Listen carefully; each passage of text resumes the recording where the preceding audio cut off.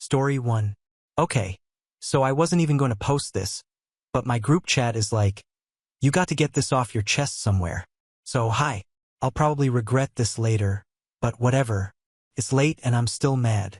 So, I'm Sydney. I'm 29. I live in this little apartment with a view of the trash bins and a dog who barks every time a leaf moves. My boyfriend Calvin, 31, and I have been together 2 years, which is apparently the exact minimum time you need before you start to realize someone might not be who you thought, lol. Also, for context, I have a sister, Noelle, who's like always living her best life 3 time zones away, and a mom who texts me daily reminders to drink water. Anyway, this all kicked off last week, but honestly, the weirdness started before that.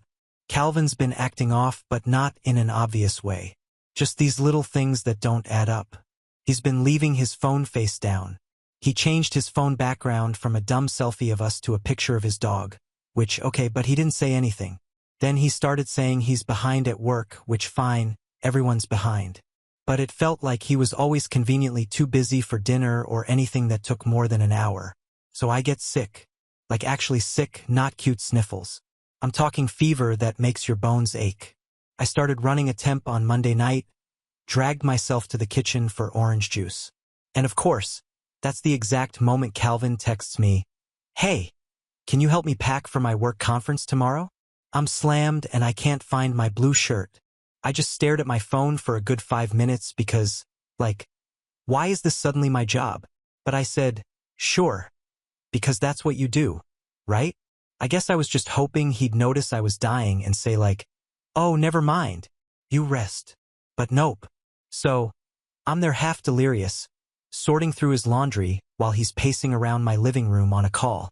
I'm coughing so hard my eyes are watering and he's just moving piles of stuff from one chair to another. I ask if he's packed his charger. He barely glances at me, says it's fine. He'll use the hotel one. He says the trip is for client meetings, whatever that means, and that he'll be gone 3 nights, not 2 like he first said. I say that's new, and he shrugs it off like I'm being weird for asking. The part that gets me is he doesn't even say thanks. Just takes the suitcase, kisses my forehead. Great. Now you're definitely sick, I said, and he just laughs and heads out. Not even a real goodbye. Just text me if you need anything. Yeah, okay, sure. The next few days were a blur of soup, bad TV, and work emails I barely understood. Calvin sends a few texts. Nothing special, just busy day or headed to dinner. But never any details. I start to feel like I'm talking to a wall. I tell my mom I'm sick and she offers to DoorDash me soup, which TBH I accept because I couldn't even stand up for more than 5 minutes. Then 3 days in, I'm scrolling through Instagram stories because I can't sleep and I see one of those, "You've been tagged," notifications. It's from a girl I vaguely know from college, Kira, who I haven't talked to in years. She's having some pool party at a hotel downtown. I click out of curiosity, not expecting anything except maybe to see someone from the old days. And then there it is, Calvin in the background of her group shot, clear as day, shirtless by the pool, sunglasses on, drink in one hand, and a girl blonde bikini, literally sitting on his lap. Not just some distant acquaintance. Like, she's in his personal space, arm draped, laughing at something he's saying. And he's smiling in that way he does when he thinks no one's watching. Not the fake work smile. The real one. I don't even react at first. Just stare. I actually zoom in because I'm like, maybe I'm hallucinating. I'm on cold medicine, right? But no, it's him. Same watch, same stupid tattoo. I scroll back through Kira's story. And there's more. Calvin playing some poolside game. Calvin at a bar with a whole group. Calvin definitely not in a meeting room. I feel so dumb. Like I literally packed his bag. I folded his shirts. I even put those little travel toothpaste tubes in a baggie because he forgets every single time. And the whole time he's just planning to what? Party? Hook up? I don't even know what to call it. I text him. Nothing crazy. Just, hey, are you at a pool party? He doesn't respond for hours. The call goes to voicemail twice. And then he texts back, super busy. Talk later. By this point, I'm so angry I'm shaking. So I call again. This time he picks up and I can hear music in the background. People laughing. He sounds half drunk like I interrupted a joke. I ask if he's actually on a work trip or just out partying. He laughs. Straight up laughs. Then he says, all casual, like he's talking about the weather, that I'm just there. I'm comfortable, predictable, not exciting, just filler, not the main event. Like I'm a placeholder, basically. And then he says the other girl is who he celebrates with, and I'm just something to come back to when he's bored. I don't even know what to say. I try to argue, but he talks over me. Says it's not personal, just that some people are good for fun and some are good for stability, and I'm the second kind. But honestly, he's not sure he even wants that anymore. Then he hangs up on me. I stared at my phone until the screen went black and then I threw it at the wall. Not my proudest moment, but it bounced off. No cracks, just a dent in the paint. I think I just sat there for a while, not even crying, just exhausted. My dog comes over and puts his head on my lap like he knows something's wrong. And I just pet him because what else am I supposed to do? I text my sister, but she's asleep. Time zones. Thanks. And I don't want to call my mom because she'll just offer to drive down and make me soup. And I'm too tired to explain any of this. I guess what gets me is how normal everything seemed until it suddenly wasn't. Like there were signs, sure, but nothing you could point to and say, there, that's it. Just a slow drip of weirdness that you ignore because you're busy or sick or because you trust someone. I spent the whole week making excuses for him while he was out living a different life. I haven't blocked him yet. I know I should. Part of me wants to call Kira and ask if she knew, but honestly, I don't think I even want the answers right now. I'm just so tired. I keep looking at the bag I packed for him like it's some kind of cursed object. I want to throw it out the window. Anyway, that's where I'm at. I feel like I should be having some big dramatic breakdown, but all I want is to go to sleep and wake up with a normal life. I know that's not how it works, but IDK. I don't know what I'm supposed to do next. I just know I'm not doing this again. I think I'm done being the filler NGL. I'm not sure what that looks like yet, but I guess I'll find out. Not really sure why I posted this. Maybe just to see if anyone else has been this dumb or if I'm missing something obvious. Do people just treat each other like this? Is that normal now? Anyway, thanks for reading if you made it this far. My dog's barking at the window again, so I guess that's my cue. If anything else happens, I'll update. Update 1. Okay, so first off, thank you to everyone who commented or DM'd after my last post. Seriously, I wasn't even sure if I'd post again, but a couple people said they wanted to know what happened next. And NGL, writing this out is cheaper than therapy. So, I wish I could say I woke up the next morning all empowered or whatever, but nah. I woke up with my dogs, but in my face and a text from my mom that just said, Vitamin C helps, and then 27 unread emails from work. Life keeps moving even when yours just imploded. I guess I didn't block Calvin, not right away. For like 2 days I just watched his stories. Dumb, I know, and checked my phone way too much. Like maybe he'd call and explain it was all just a joke or a misunderstanding. Instead, he posted a pic of himself at a bar with a bunch of people I didn't recognize and then a photo of his dog. So, for a second, I started doubting myself. Like, I replayed the call in my head over and over. Was I being dramatic? Did I mishear? But every time I remembered his voice and the way he said, filler like it was a compliment, I got mad all over again. Not just at him, but at myself for being so available. I literally ran a fever and packed his bag like his personal assistant while he was out being the main event for someone else. I felt like an idiot. The weirdest part is how normal everything else stayed. I still had to buy groceries, still had to walk my dog, still had to text my sister Noelle back about her new apartment and pretend like my life wasn't a complete mess. And my mom, who I finally told, just said, well, maybe this is a sign to focus on yourself for a while. Which is classic mom advice, but not super helpful when your ex's stuff is still all over your place. So here's where things started to shift. I was doom scrolling in bed eating dry cereal because I was out of milk again. And I saw Calvin had posted a throwback pic of us from last summer with the caption, good times. Like, excuse me, are you trying to make yourself look like a sad boy? I don't even know. But it hit me. His stuff is still in my closet. His stupid sneakers, his old hoodie, his dumb collection of half-broken earbuds. I texted Brianna, my best friend, who is a chaos magnet tbh, and she just replied, "Get rid of it. All of it. Do not let him come back and act like nothing happened." So I did. I started with the sneakers and worked my way up. By the end of it, I had 3 garbage bags full of his stuff. It was kind of satisfying, NGL. I almost kept the hoodie because it's actually really comfortable, but then I remembered him laughing at me on the phone and threw it in too. I called a ride share, tossed the bags in, and had them dropped outside his building. I texted him, "Your stuff's out front. Come get it. Don't come here again." Then I blocked him everywhere. Phone, socials, even Venmo because I just couldn't deal with another "Can you send me $4 for coffee?" request. I figured that was it. Done. Over. But of course, Calvin doesn't do done. 2 days later, I'm at work trying to focus when the front desk pings me and says someone's here to see me. I already know before they say his name. He's standing in the lobby holding one of the garbage bags like some kind of sad clown. I don't know if he expected me to be embarrassed or what, but I just walked out, arms crossed, and said, "You need to leave." He starts going off. Says I'm overreacting. Says I'm making a scene.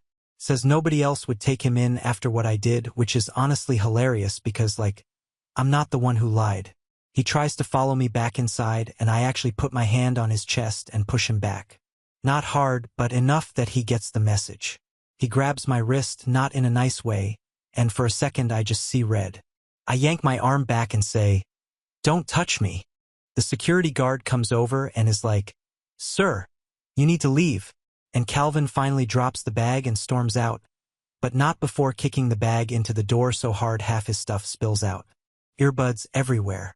One sneaker bouncing down the hall.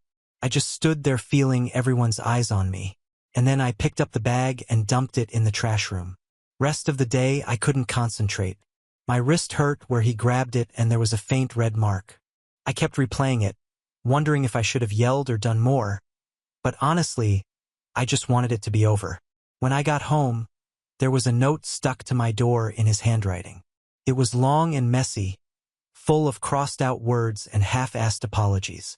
At one point, he called me a cold-hearted snake. I wish I was joking, and then said he'd always thought I was too good to be interesting, which pick a lane, dude. I ripped up the note and threw it in the compost bin. My dog tried to eat it. Classic. I called Brianna and she just said, "Well, at least you got your power back, I guess." But it didn't feel like power. Felt like taking out the trash, literally. The worst part is a couple of our mutual friends started texting me that Calvin was saying I flipped out and went psycho and that he was scared for his stuff. So now I'm getting side-eyed by people I used to hang out with every week. One girl who I thought was my friend actually DM'd me to say maybe I should have let him down easier. He dumped me over the phone while at a pool party with another girl. But sure, I should have been more polite. I tried to avoid everyone for a while. Stayed off socials, muted a bunch of people, just focused on getting through the week. My mom kept texting me soup recipes. My sister kept sending me memes about men are trash. Thanks, Noelle. The only thing that felt normal was walking my dog and watching him go absolutely feral at every squirrel. Then Saturday night, Calvin called me from a random number. I knew it was him because who else calls these days? I didn't pick up. He left a voicemail slurring his words, saying he missed me, saying he couldn't believe I did this to him. I deleted it without listening to the end. On Sunday, I came home from the store and found one of his old t-shirts stuffed in my mailbox. Why? I didn't even touch it. Just pushed it down to the bottom and left it there. If the post office wants to keep it, they're welcome to it. I don't know if that's getting even or just moving on, but it's something. And if Calvin tries to show up again, I swear I'm calling security before he even sets foot in the building. If anything else happens, hopefully not, I'll update. But for now, I'm just gonna eat my soup and watch bad reality TV and pretend none of this ever happened. Thanks for reading. And seriously, if you're ever tempted to pack someone's bag while you're sick, don't. Just don't. Update 2. Okay, so hi again, LOL. NGL, I wasn't planning on updating already, but the last week has been so weird and exhausting that if I don't write this out somewhere, I'll lose my mind. This is going to be long. Sorry in advance, but if you want drama that's not even fun but just uncomfortable, So, after the whole garbage bags at his door and Calvin gets escorted out by security episode, can't believe that's a thing I have to say about my own life. I was honestly expecting things to just fizzle out. Like he'd block me, I'd block him, we'd both move on and maybe awkwardly avoid each other at the dog park, whatever. But apparently Calvin is not built like that. Or maybe I'm just not as invisible as he thought. IDK. The first weird thing was my mom calling on Tuesday morning. Not just to ask if I needed soup, but because she'd gotten a call from my building's front desk. Yes, you read that right. Apparently, Calvin showed up super early, said he forgot his charger, lies, and asked if he could be let up to my apartment. The front desk said no, obviously, and then called my emergency contact because apparently he looked distressed and was pacing outside. So, my mom is now convinced I should have a panic button installed. Classic. I texted him one last time, said, "Do not come to my building again or I'll have to escalate this." I made it super clear and then I blocked his new number. At this point, I'm tired. I'm still catching up on sleep from the sick week, and I'm running on spite and pure caffeine. But it gets messy, eh? I start getting DMs from mutual friends, some of whom I barely talk to anymore, asking what happened.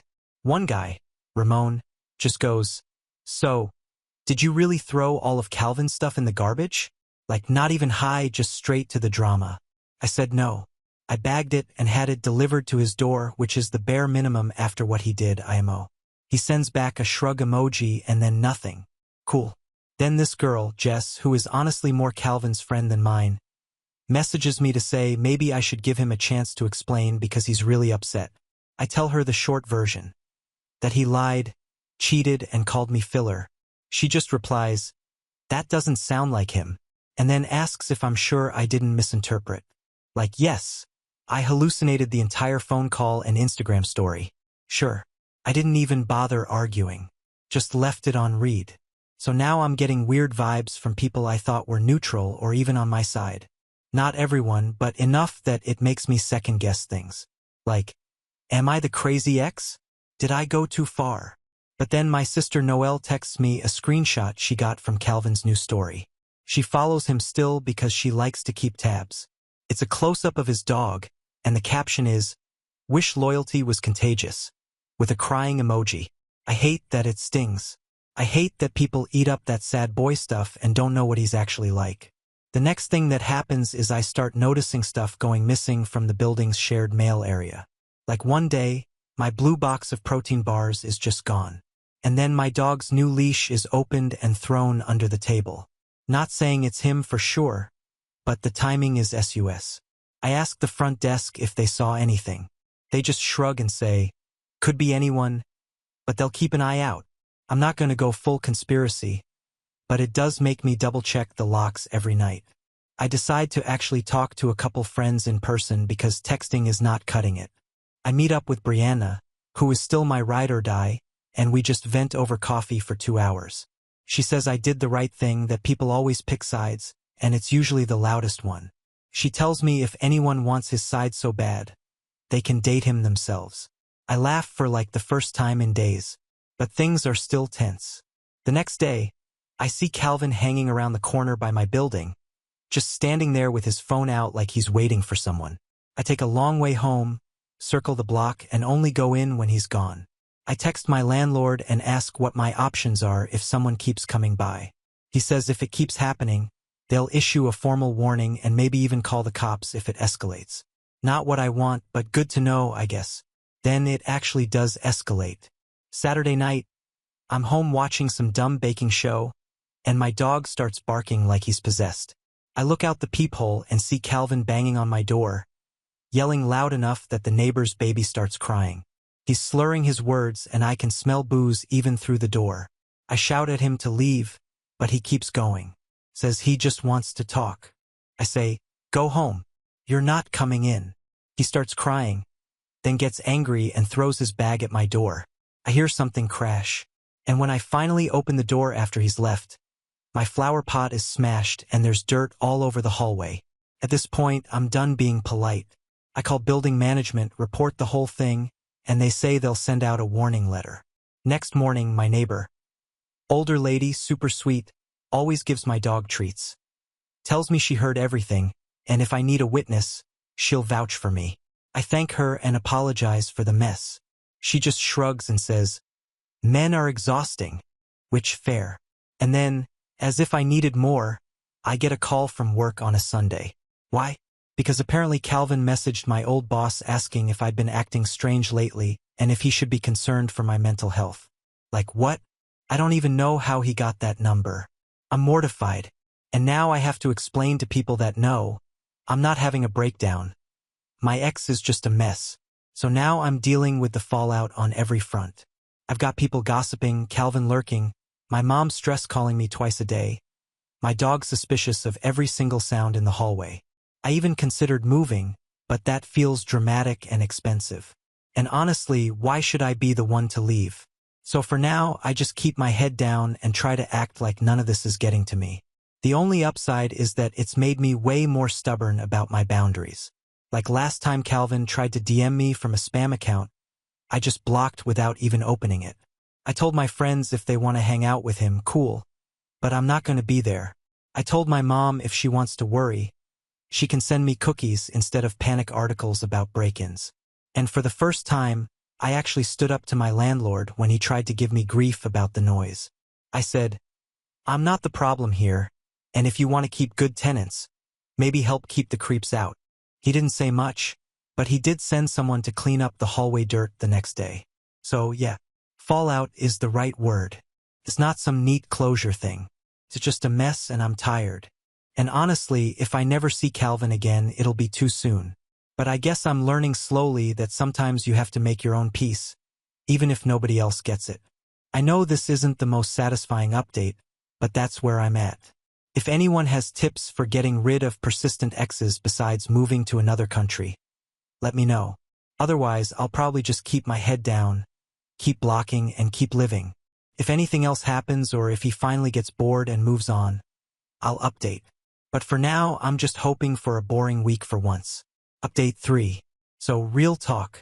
I wasn't even going to post this update because who wants to admit their life is still a mess after all that?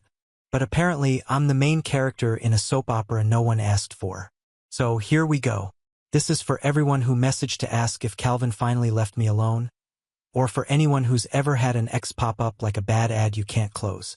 It's been about 4 months since the whole suitcase packing while dying plus filler not main event phone call plus garbage bag saga. Honestly, life's been not good, not bad, just different. I ended up moving like 3 blocks away. Not because of him directly, but because my old landlord was being a pain after the whole flower pot door drama and the rent went up, of course. My new place is smaller, but the windows actually open and my dog's happier here. Less hallway noise, more sunspots. I got a new couch off Marketplace, the kind you have to put together yourself and curse at for like 2 hours. My mom's still calling every other day, but it's mellowed out to, "What are you eating?" instead of, "Is your ex stalking you?" She even mailed me a box of those vitamin gummies she swears by as if they're going to keep away drama. Noelle visited for a weekend, brought fancy coffee, and her usual hot takes on why breakups are good for the soul. She's not wrong, but she's also never stuck around long enough for fallout. So yeah, I thought I was finally in the clear. Then last Saturday, I'm coming back from walking the dog, arms full of groceries, and the neighbor's kid, the one who always tries to pet my dog, even though she's terrified of dogs, tells me there's a man crying outside my door. I actually laughed at first like not possible, right? But then I heard the voice and I knew before I even turned the corner. It's Calvin sitting on the floor outside my apartment, knees up, head in his hands. He looks rough. Like, not just, I've been crying rough, but I haven't slept in days and maybe haven't changed my shirt rough. He's got a bag with him. One of those ugly canvas ones he always swore he'd never use. Guess he ran out of options. I stand there for a second, honestly debating if I should just pretend I forgot something and go back out. The neighbor kid is staring at me, waiting for a show. My dog starts barking. So I walk up, drop the groceries a little too hard, right inside my door and say, "What are you doing here?" Not angry, not sad, just tired. He starts babbling. Says he's sorry. Says he's been thinking about me nonstop. Says everything got out of control. He says he misses me, that the other girl was nothing, and that he made a mistake. A huge mistake. He's crying like actual tears. And for a second, I almost feel bad. Almost. But mostly, I'm just annoyed that he's bringing all this here again after everything. I tell him he needs to leave, that this isn't his home. Not anymore. He says he has nowhere else to go, that his friends are tired of his words, not mine, that he doesn't know who to talk to. He tries to stand up, wobbles, and puts his hand on my arm. It's not gentle. It's desperate. And my first reaction is to pull away hard. My bag of groceries tips over. Oranges roll out. My dog barks louder. He keeps talking, gets louder, says I'm the only one who ever understood him, that he's lost without me. I try to step back, but he follows, grabs my wrist, and that's when I just snap. I shove his arm off me, maybe harder than I needed to, and tell him to get out. He flinches, but he doesn't move. I tell him again, louder, and neighbors start peeking out their doors. He finally stands up, wipes his face, and asks if he can just come inside for 5 minutes. I say no. He begs, says he's not leaving until I talk to him. I tell him, if he doesn't leave, I'm calling building security again, and this time I won't be so nice. He looks at me for a long second like he's trying to decide if I'm serious. Then he says, just give me one more chance, please. I say, absolutely not. And he doesn't like that. He starts yelling, says, I ruined his life. At this point, I'm shaking, not scared, just mad. I tell him, you did that yourself. And if you don't walk away right now, I'm calling the cops. He tries to push past me, like actually tries to step into my apartment, so I step forward and slap him across the face. Not my proudest moment, but honestly, it felt justified. He stumbles back, shocked, and finally gets it. He picks up his bag, mutters something under his breath, and walks down the hall. My dog is still barking. I stand in the doorway watching him leave, and for the first time since all this started, I feel not good, but definitely not guilty. Neighbors start whispering. The kid's mom gives me a look like, want me to call someone? I shake my head, thank her, and start picking up my groceries and what's left of my pride. I call my mom, tell her what happened, and she says she's proud of me for not letting him walk all over me. She offers to come stay the night, but I say I'm fine. Noelle FaceTimes me later, says next time I should just aim for the throat. She's kidding, I think. The next morning, there's a note slipped under my door. It just says sorry, and nothing else. I don't respond. Don't unblock him. Don't do anything. I put the note in the trash with the broken eggs and the orange peels. The fallout's not over. My neighbor told me Calvin was sleeping in his car for a couple nights and someone said he tried to crash at Ramon's. But Ramon told him to get lost. One of the mutual friends texted me that Calvin's telling everyone I assaulted him. But honestly, I don't care anymore. Let them pick sides. Let them gossip. I know what happened, and so did the people who actually matter. I wish I could say this ended with me feeling all wise and healed. But honestly, I'm just glad it's quiet for once. I don't know what comes next. If you made it this far, thanks for sticking with me. Hope your week is less dramatic than mine has been. And if your ex ever shows up crying on your doorstep, just remember, you don't owe them a damn thing. That's it. Maybe I'll update if something wild happens, but TBH, I'm hoping for a long stretch of nothing but boring, quiet days. And honestly, that sounds pretty. Now on to the next story. Story 2. My stepbrother insisted that I leave the house during my stepfather's burial, believing it was his until the will revealed otherwise. 38-year-old Jake never imagined I would be getting ready for the burial of my stepfather. Memories sweep back like a tidal wave as I sit here, organizing old pictures and planning. Death seems to cause one to consider a lifetime of events, both positive and negative. At 9 years old, my mother, Sarah, married Richard, my stepfather. The wedding day seems to me like yesterday. Mom looked lovely in her basic white outfit, hope beaming in her eyes for a fresh start. Richard, on the other hand, seemed to be stressing his austere attitude by wearing a black suit even on what ought to have been a happy occasion. He insisted on a solemn demeanor that I would come to know all too well over the years. Richard was a rigid man right from the beginning, particularly when he turned to face me. He always seemed to be permanently frowning. Often, I questioned whether he simply had the means to relate to a child who wasn't his own or if he harbored resentment at having to assume the position of stepfather. Growing up with Richard was not easy. From my grades to my wardrobe to even how I handled my fork at meals, he attacked everything I did. "You need to work harder, or this cruel world will chew you up and spit you out," he said almost daily. Looking back, I wonder if Dad was attempting to equip me for life in his own flawed manner, even if at the time I believed he was just being nasty. His rigidity permeated every sphere of our life. I had to sit up straight, use the proper fork, and only spoke when spoken to during family get-togethers. Any departure from his expectations was greeted with a stinging stare or a harsh correction. Family vacations, which ought to have been light-hearted and leisurely, were more like military drills than pleasure excursions. Richard would schedule everything down to the last minute. Heaven help us should we stray from the plan. One vacation, I recall, we missed a turn and arrived at a museum 15 minutes late. For the rest of the day, Richard was in a terrible mood, grumbling about lost time and inadequate preparation.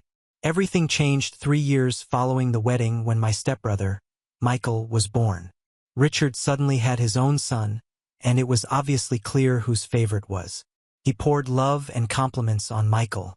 Richard's smile was unlike anything I'd seen until he held his newborn kid. It revealed a part of Richard the first never knew existed. Like a switch had been turned on, I was envious and furious. When I was 12 years old, I couldn't comprehend why Michael received all the love and attention while I just got harsh looks and criticism. The difference was clear and agonizing. Michael's achievements, no matter how little, were honored with great celebration. Even if they were notable, my own successes were greeted with a nod and a remark on how I could improve next time. Mom would try to reassure me when I protested to her about the unfair treatment. "Richard loves you too, Jake," she would say, her eyes begging me to understand. "That's just rough love. He wants you ready for the world." Still, it didn't feel like love to me. It seemed like continual disappointment, as Richard saw me always failing. Our family dynamic changed in ways I never would have predicted throughout the years. Mom became ill at 25, and we all gathered around her. Richard stayed stoic even then, but I sensed compassion when he felt nobody else was looking. When Mom thought I wasn't in the room, I would observe him softly changing her pillows or clutching her hand. It was the first time I understood that Richard's lack of affection could have been more a result of his personal constraints than of his sentiments for us. 2 years later, Mom passed away, and it felt as though the glue keeping our family intact had broken. Tears and quiet prayers defined the funeral. Richard stood like a monument all through the service, his face a blank mask. Though the wall between us seemed to indicate approval from the guy who had been my father figure for most of my life, looking after Richard in his latter years was difficult. Fighting the restrictions his aging body placed on him, he was as tenacious and critical as always. There were days when our conflict was so thick you could cut it with a knife, but occasionally, too, I felt short sparks of thanks in his eyes, like the time I stayed up all night with him during a sick attack or when I learned to make his preferred foods as he grew too frail to stand at the stove himself. Those were uncommon events, though, and most of the time I felt as though I was looking after a stranger who happened to live in my house. We were living in a tense truce, neither of us entirely sure how to close the distance that had widened between us over years. Richard's character made me never even consider entering a relationship or getting married. I wanted none of the same issues I was experiencing for my wife or girlfriend to confront. Richard's gone at 65, taken unexpectedly in the evening from a heart attack. Everyone is showing their respect as I get ready for his burial. Michael arrived with Emma and their children, Lily, 5 years old, and Max, 3 years old. I hadn't seen him in years until now. Though he seems older and more austere, I recall from our early years that he exudes entitlement about everything. The funeral was a depressing event. I stood there listening to people talk about Richard, a fantastic man who always placed family first, a pillar of the community, and I wanted to find fun in the irony of it all, knowing the same man I did. Did they? To me, the Richard they described seemed to be a stranger. Michael drew me aside as folks were parting. Once it was all over, I considered that perhaps he wished to assist each other in our sadness, to reconnect or to share memories of our childhood. Rather, he delivered a startling blow that left me whirling. "So, about the house," he said, his voice laid back as though we were talking about the temperature. "I'll need you to leave by the end of the month." Not sure, I glanced at him. "What are you talking about?" He groaned and cast an intentionally obtuse glance at me. "Clearly, the house. Dad turned it over to me. Ultimately, I am his genuine son. You never imagined he would leave it to you." I thought of myself as having been gut-pounded.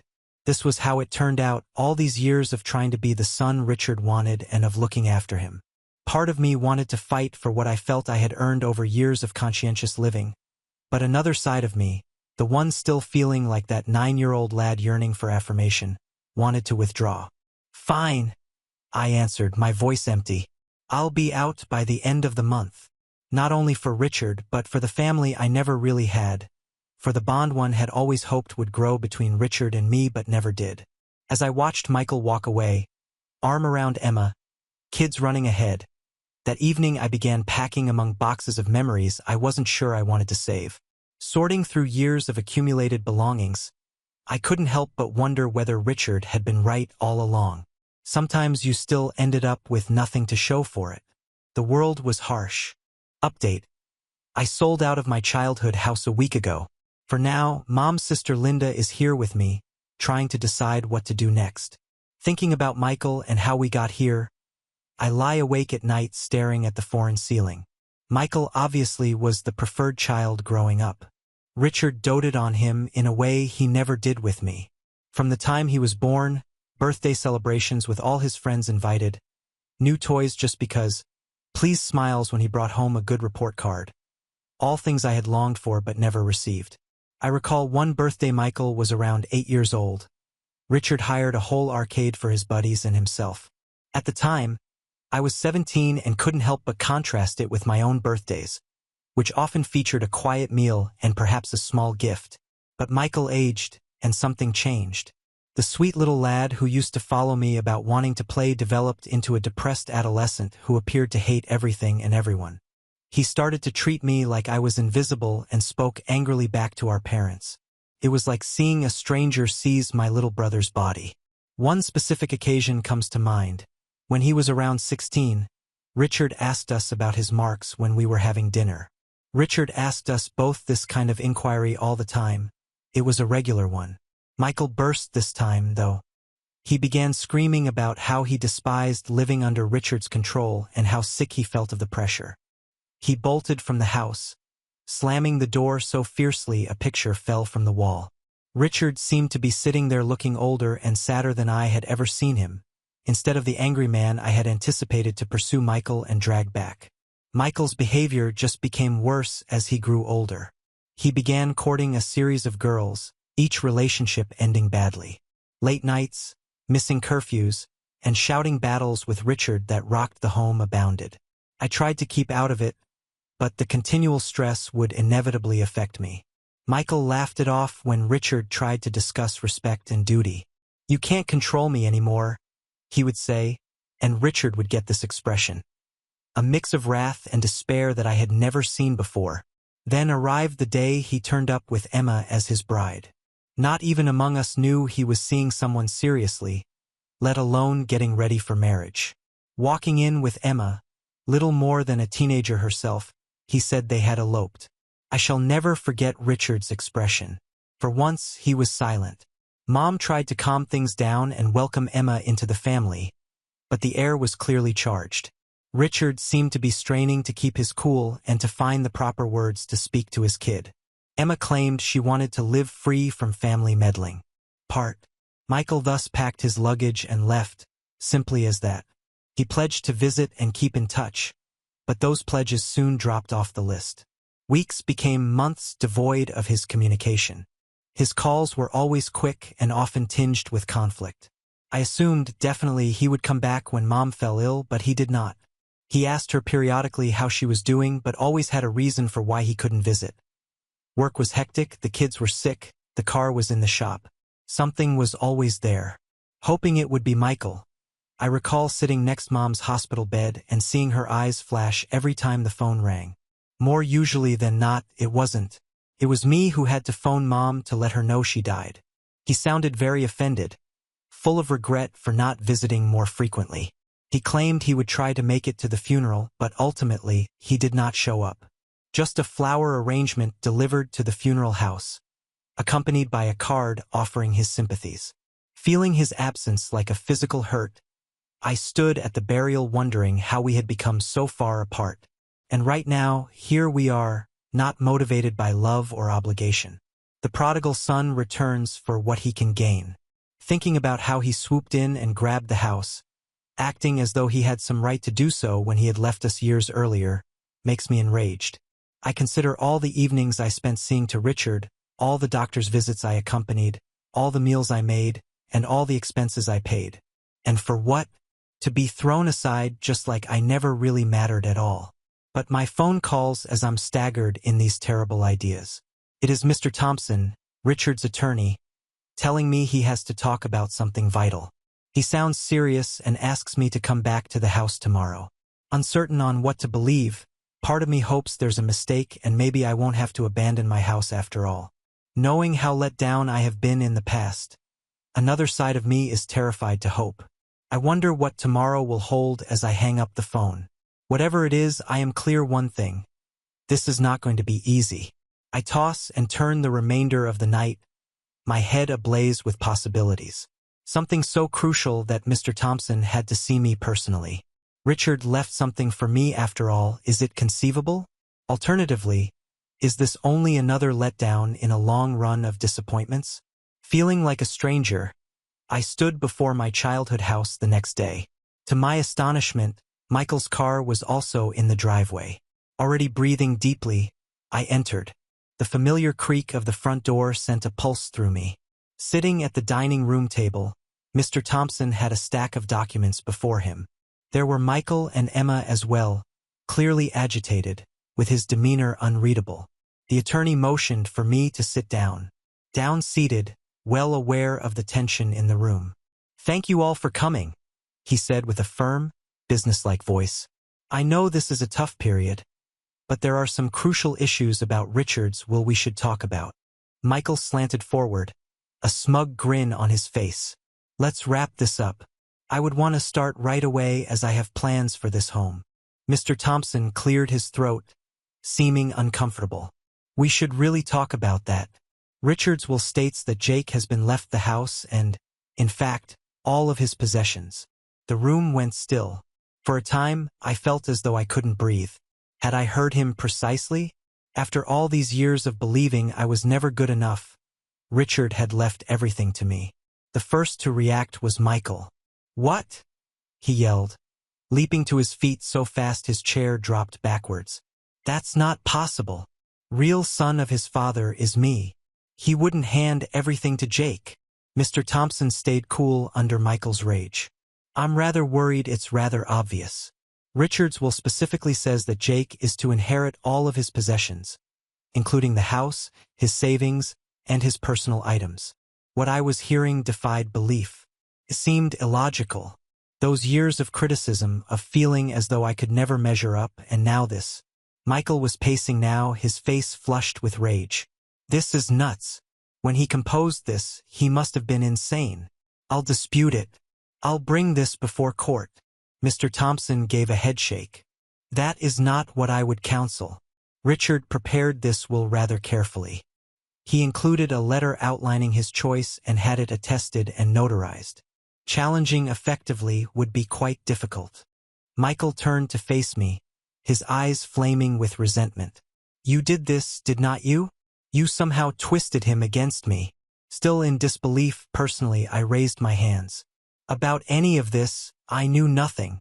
I assumed he was forwarding everything to you." Before things could get much more heated, Mr. Thompson stepped in. "If I may, I think Richard's letter might help to clarify his choice." Pulling out an envelope, he started to read. "To his sons. Should you be reading this, I am gone. Though I hope I can clarify. I know you too may find my choice shocking. I have made lots of mistakes in my life. Among my largest was not treating both of my sons equally in terms of love. I expected too much from Jake, was too demanding, never showed enough affection. and I treated Michael too kindly. I never set appropriate limits or imparted any lessons of value. As I considered my life in my last years, I came to see something crucial. A real son is defined by behavior rather than blood. And in that sense, Jake behaved as a real son ought to do. He stayed with me through trying circumstances and looked after me even when I didn't deserve it. All the traits I attempted to teach but failed to show myself, patience, kindness, and responsibility, he exhibited. I am so leaving everything to him, not as a punishment to Michael, but rather as a tribute to the kid who really embodied the ideals I cherish. I hope you both have the compassion to see and pardon the errors of an elderly guy. The room went still once Mr. Thompson closed his book. Tears came to me, a lifetime of feelings rising inside me. All those years I felt Richard didn't care, that he considered me a disappointment. But he had been observing, noting, valuing in his own unique sense. Michael froze momentarily, his face a mask of shock and rage. Then he silently seized Emma's hand, rushed out, slammed the door behind him. His automobile started up and ran out of the driveway. The last act of disobedience was a screech. Turning to me, Mr. Thompson wore a gentle grin. "I know this is a lot to absorb, Jake," he continued. "Richard expressed his preferences quite precisely. He wished for you a safe future, free from financial concerns." I nodded, still not sure I understood exactly what had transpired. "Thank you," I managed to say. "I need some time to consider all this." Mr. Thompson stopped as he neatly folded his documents. "There is still one more item. Your stepfather left you a personal note as well. Would you read it in private?" he questioned. He gave me an envelope with my name written in Richard's recognizable handwriting on it. I took it, knowing that within were words I had waited a lifetime to hear. With shaky hands, I sat by myself in the quiet house, flipping the envelope in my hands after Mr. Thompson departed. At last, I plucked the will to open it and read. "Jake, dear, though I know I've never been excellent at communicating my emotions, hopefully this letter will help to offset some of my faults. I'm glad of the man you have evolved into. Though I failed as a parent, I had a challenging upbringing and never taught appropriate affectionate behavior. I reasoned that the best way to equip you for life was to be rigorous and challenge you. I regret the suffering I caused you. Now I understand I was mistaken. Particularly in these last several years, your compassion and commitment have shown me what actual strength and integrity look like. You now, more than ever, reflect the guy I always dreamed you would be. I apologize for not telling you these things when I was living. With my last wishes and this letter, maybe you will have some peace and protection. Remember yourself, son. You are deserving of all the joy available. Love, Richard." Tears came down my face as I closed the book. All those years of feeling inadequate, of thinking Richard didn't care, and now this was overpowering. Over the next days, I battled to make sense of everything. Once a cause of stress and bad memories, the house felt different now. It belonged to me in a deeper sense. As much as legally, it was evidence of Richard's affection, sincere, have spoken too late. Michael hasn't gotten in touch since he departed that day, not sure whether he will. Though I know it will take time, part of me hopes we can reconcile someday. The pain is still raw, and our distance seems more than it did years ago. I have given family, the complexity of love, and the numerous ways people show it a lot of thought. Though often harsh, Richard's love was sincere. It was flawed. In his own sense, he was working to equip me for life and build my resilience. Though I wish he could have discovered a softer approach, I now better understand him. Regarding inheritance, it goes beyond just money and real estate. One has responsibility. Richard trusted me to continue on his legacy and to live the ideals he loved. Although it's a difficult work, I'm resolved to meet expectations. I have chosen to create a scholarship fund in Richard's name from a portion of the bequest. It's for children from difficult situations so they may have the education and chances they might otherwise miss. Taking the teachings he imparted on me and paying them forward seems like the proper approach to honor his memory. I'm still trying to make sense of everything as I sit here now in the house that turned unexpectedly into mine.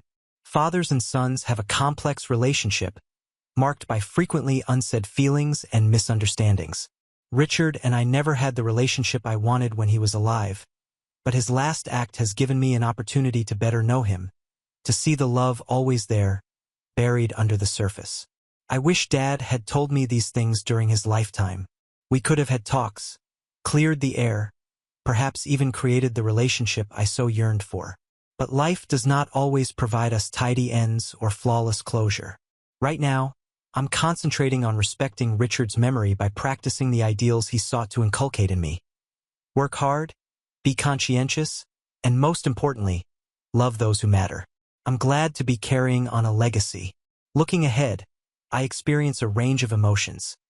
Sadness for what was lost, thankfulness for what I have, and hope for what is to come. Richard's unexpected legacy has given me a fresh perspective of family, love, and forgiveness, in addition to financial stability. Though I never expected it, this is a new chapter in my life, and I am ready to face it, bearing with me the lessons of the past and hope for a better future. That might ultimately be the best inheritance of all. Now on to the next story. Story 3. Survivor of incest and closed adoption confronts biological daughter's persistent attempts at reconnection despite repeated rejections.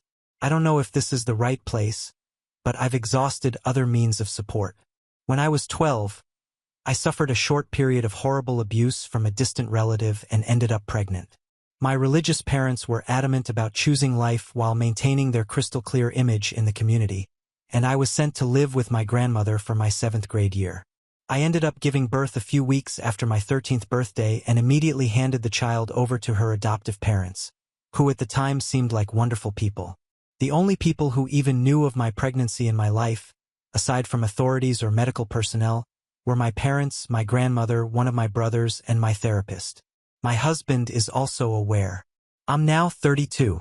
I have been married to the man of my dreams for 2 years and am pregnant with what will be our first children together. Lucked out with twins, as we require IVF to conceive. It took me the rest of my childhood and the better part of my 20s to get over what happened to me. I finally was able to heal, put it past me, and now, for the past 5 years or so, I'm able to go months at a time without thinking about it. I had a closed adoption. I made it clear to the adoptive parents I wanted absolutely no contact whatsoever, and I never held the baby I gave away, something I do not regret to this day. I have avoided ever having social media partially to avoid being found. In the beginning of September, I received a phone call from a PI letting me know my biological daughter wanted to meet me and had hired him to track me down. I immediately made it clear I have no interest in contact and to please leave me alone. By the end of November, I had received multiple phone calls and letters from my biological daughter begging me to meet her. I wrote her a letter in return telling her I'm happy she's had a great life, but that I have no interest in contact. I made it clear I will not stop her at all from reaching out to extended family. I won't be mad if she outs me as her biological mother and pursues a relationship with my relatives. She did reach out to my brother, who immediately blocked her on Facebook.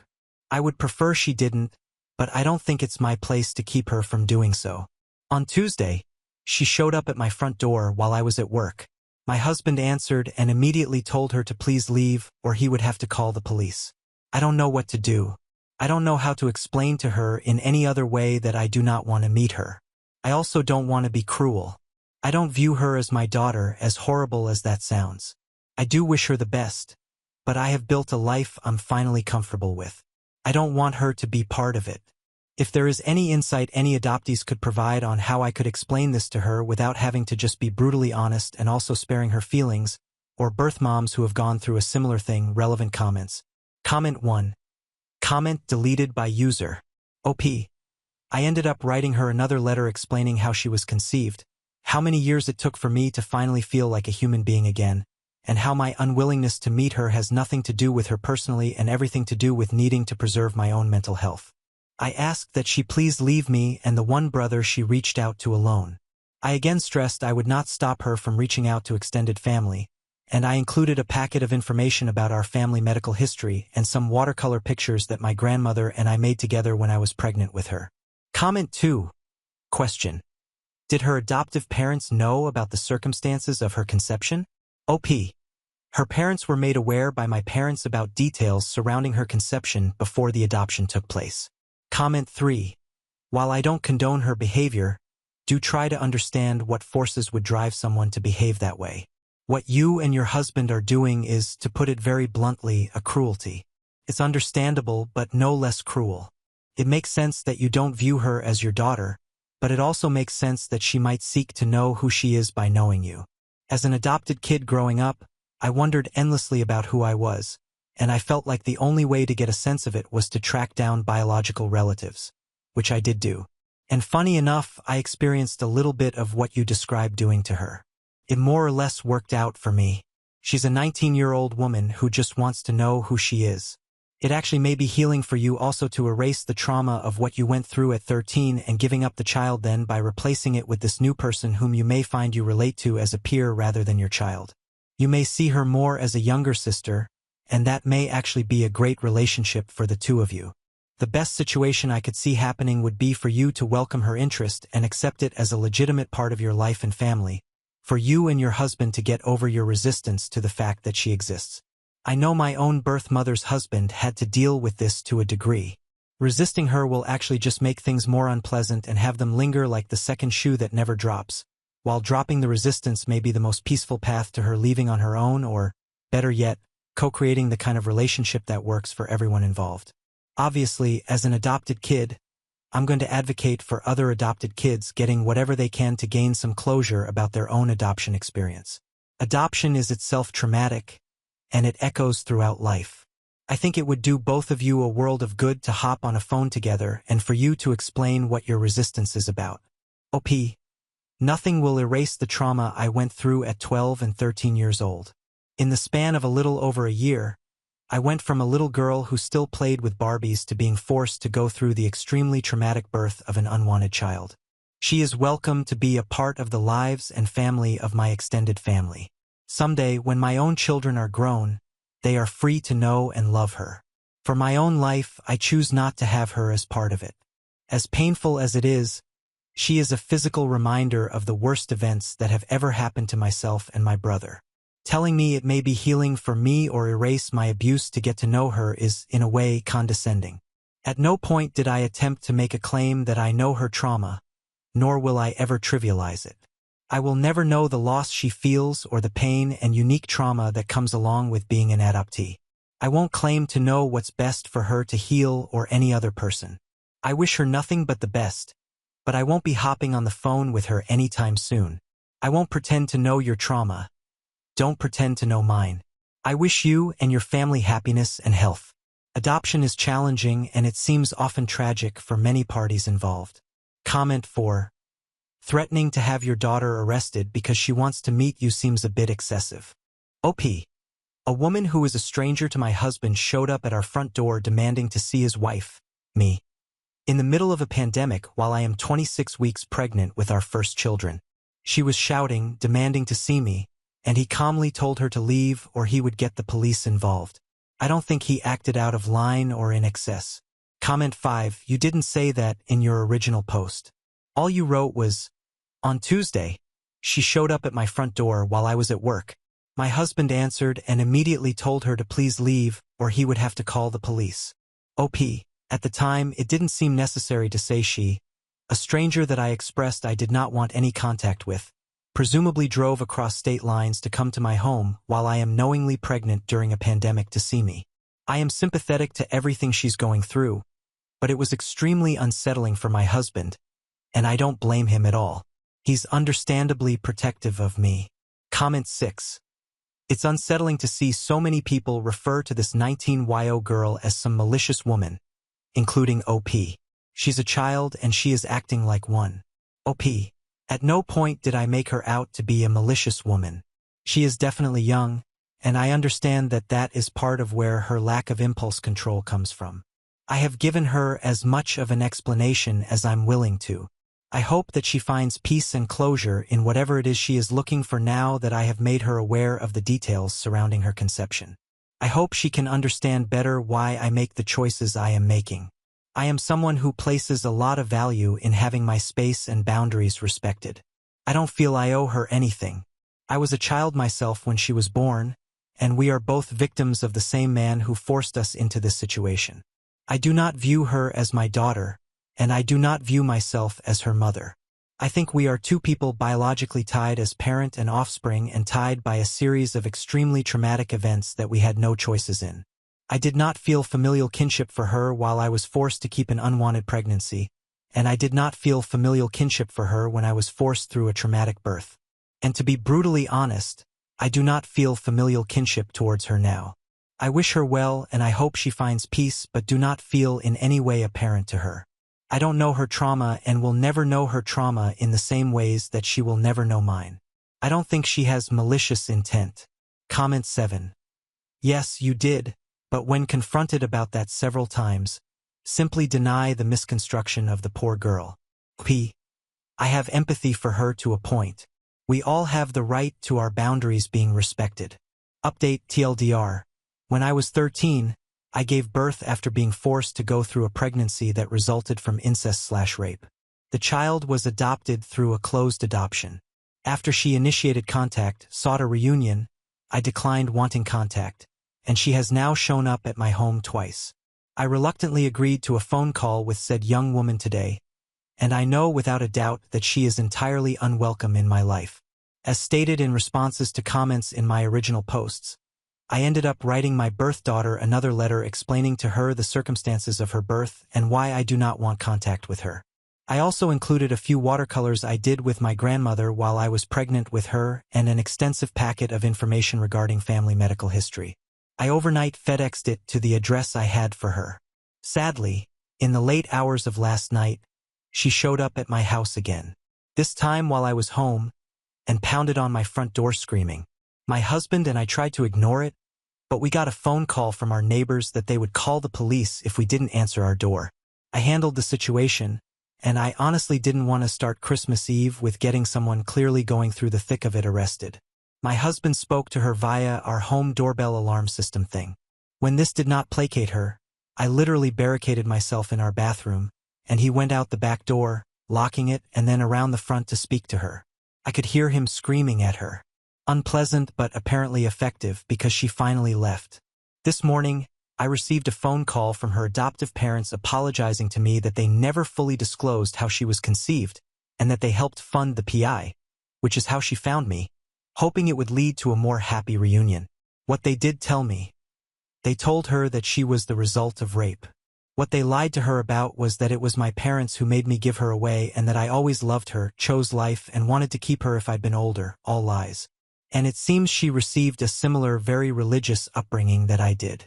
I ended up agreeing to speak with her on the phone, facilitated by her birth parents, if she understood that now she has to leave me alone or I will pursue legal advice and will not hesitate to call the police if she were to ever come to my home ever again. I was very blunt with her because I felt that she's already been lied to 100 times. Probably would have been better to do the conversation through a therapist, but honestly, I'm just happy it's over. She asked me if I loved her as her daughter the way I love the children I'm pregnant with. I told her I have love for her as a human being, but that I would not lie and say I felt like a mother to her, that she's only 5 years younger than my own husband, and that I don't love her in any maternal way, but I do love her as my sister in humanity.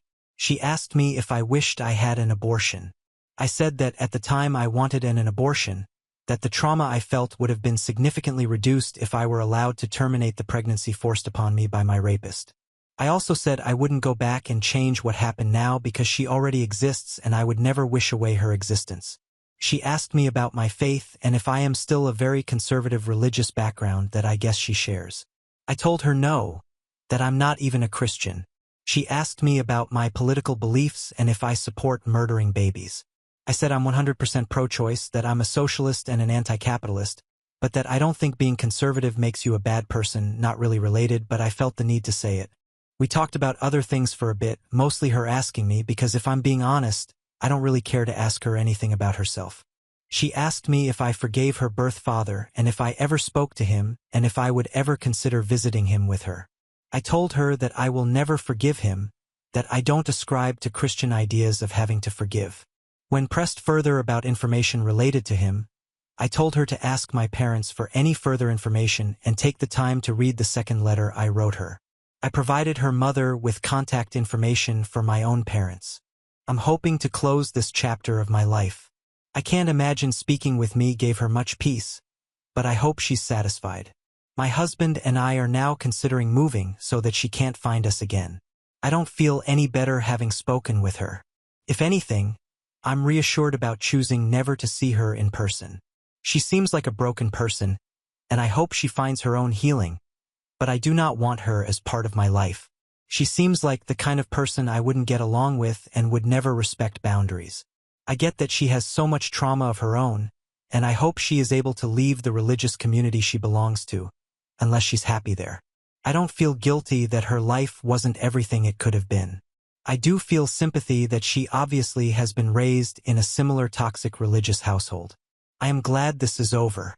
I've disconnected my landline and am changing my cell phone number. I am going to restart therapy at the beginning of next year, and if she ever shows up at my home again, I will be calling the police. Relevant comments. Comment 1.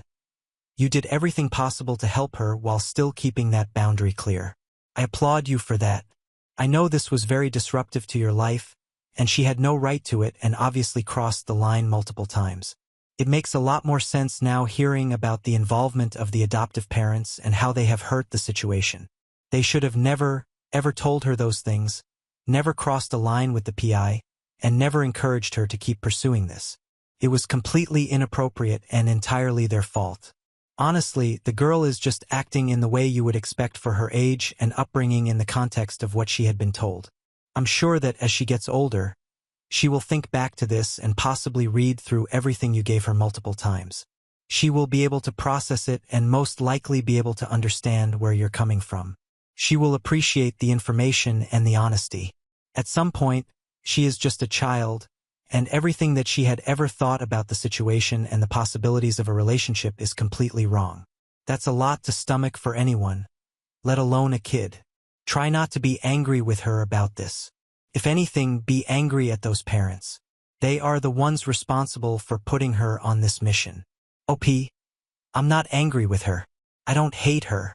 She's obviously a scared teenager in need of guidance, and I hope she finds the answer she is looking for. Comment 2. Is her birth father in prison? Did he ever get any kind of punishment? Also, I'm so sorry for everything that has happened. Being pregnant after a forced pregnancy is so hard. I was also pregnant after I was raped, and now that I'm pregnant again, I've noticed things being weird in my head. He spent 16 years in prison. He raped 6 members of my family in 1 year, including myself. Being pregnant after having been pregnant from abuse is strange for sure. My pregnancy is nearly 2 decades apart, but it has brought back weird feelings. I literally chose this pregnancy. My husband and I used IVF, and sometimes I have to double think first thing in the morning of horror at the reaction of my baby bump. Comment 3. Comment removed by moderator. I am now living in a hotel rather than staying in my house while I'm pregnant to avoid having to call the police on her. You're right in that I don't know her. I don't feel overwhelming and hopefully warm love for her like a mother would, but I care about her as a person. I care for her in that I believe she deserves the very best life and answers to her questions and emotional support. I just can't be the one to provide it. I am barely holding it together. I've done what I thought showed her respect while respecting myself. You have no right at all to ascribe intentions or feelings towards my actions. Comment 4. The adoptive parents completely disregarded their promise made when adopting her to keep her safe. Nothing they told her kept her emotionally safe and even put her in potential physical danger by encouraging and facilitating the hiring of a PI, which is what led to these late-night door poundings and overly emotional decision-making. I'm so angry at them for OP and for her. They were unfair to her, and I'm angry with them for this reason and not her. I'm so pissed they lied to her. I'm also a bit angry with my own parents because at the time of the adoption, I was told her parents were non-denominational Christians and not part of my parents' insane sect of Christianity. Comment 5. Wow, it just keeps getting worse. I'm really sorry.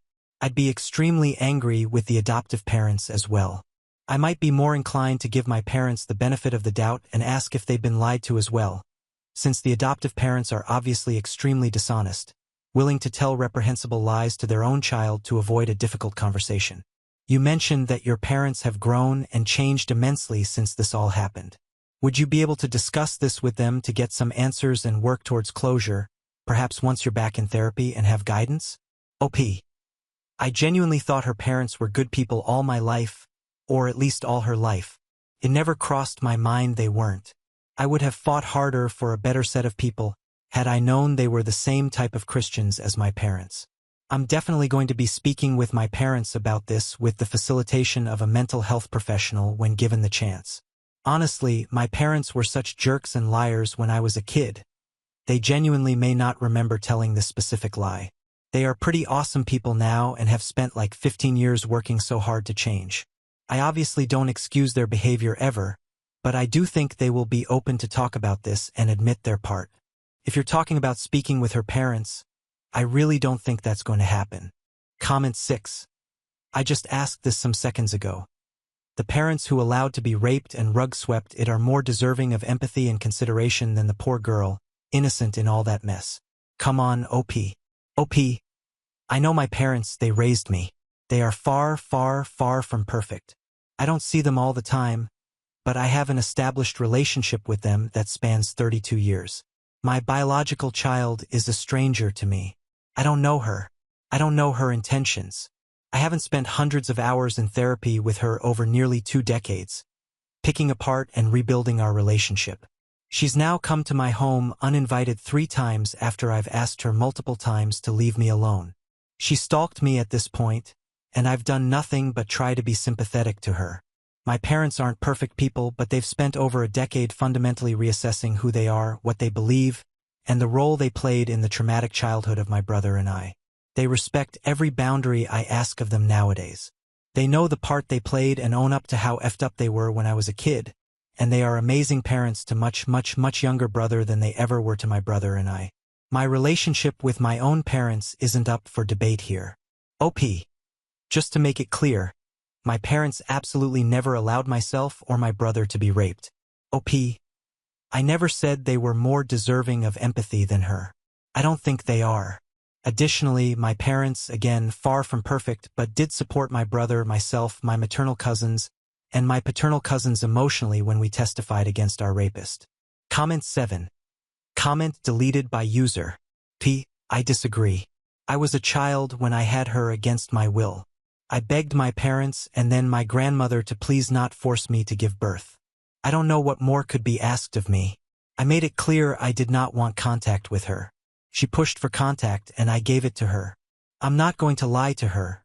Her adoptive parents have already done enough of that. I hope she heals.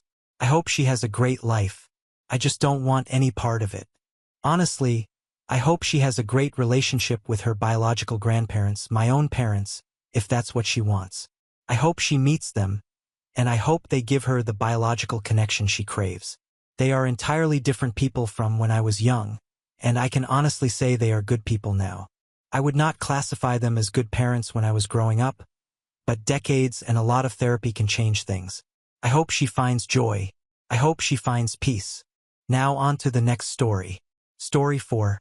5 years into our marriage, my husband's true love posted a picture of a property deed on her Instagram story. The caption read, "So grateful to Ricardo for transferring this house to me." I stared at the address. It was my address. Confused, I commented with just a question mark. Ricardo's accusatory call came immediately. "She's a single mom, Gabriella. Have some compassion. I just transferred the deed so her son can go to a better school. It doesn't affect us living here." His voice dripped with disdain. "Seriously, you have a heart of stone." Then I heard Mariana's fake, breathy sobs in the background. 30 minutes later, another Instagram story, this time tagging me. "A brand new Mercedes worth at least 100 grand. Just bought this baby outright. You know what they say, a man's money goes where his heart is." I knew it was a sorry gift from Ricardo. This time I had made up my mind. I was going to file for divorce.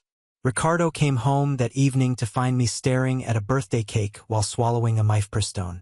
It was the first of the pills for a medication abortion. It was my birthday. I had bought the cake hoping he would celebrate with me, planning to tell him I was pregnant. I had waited until 7 p.m., with unanswered calls and texts piling up. Only my comment on Mariana's post had gotten an immediate response. A furious tirade. I tried to explain, but he hung up and blocked me. The stress caused cramping and spotting. Ricardo glanced at the pills and the cake. "Whose birthday is it?" he asked, frowning. "Yours," he asked, frowning. Silently, I put the pills away and tossed the cake in the trash. "A friend's," I said flatly. He seemed relieved. "Your birthday is not until September 28th. It's only the 8th. 5 years of marriage and he still got my birthday wrong." Ironically, he never forgot hers. He sat down beside me and handed me a small teddy bear. "Mariana asked me to give this to you. She was really upset by your passive-aggressive comment. Just apologize to her, Gabriella." The bear had a Mercedes logo, probably a freebie with the car, and a greasy stain. "I don't want it," I said. His brow furrowed. "What's her problem? She's being the bigger person, apologizing, and you can't even say sorry." He tried to pull me up, presumably to force me to call Mariana. His grip was firm, and my injured right leg slammed into the coffee table. He had scolded me a week earlier while carrying a bowl of hot oatmeal and texting Mariana at the same time. He had been looking down, and the entire bowl landed on my foot, taking a layer of skin with it. He saw the fresh blood seeping through the bandage. "I'll take you to the hospital." "Okay," I agreed. In the car, Mariana's chirpy voice filled the speakers through the Bluetooth. "Welcome back, my CEO. Work hard. Make that money for me." Ricardo's face tightened. "Mariana left this in my car last time. I'll toss it later."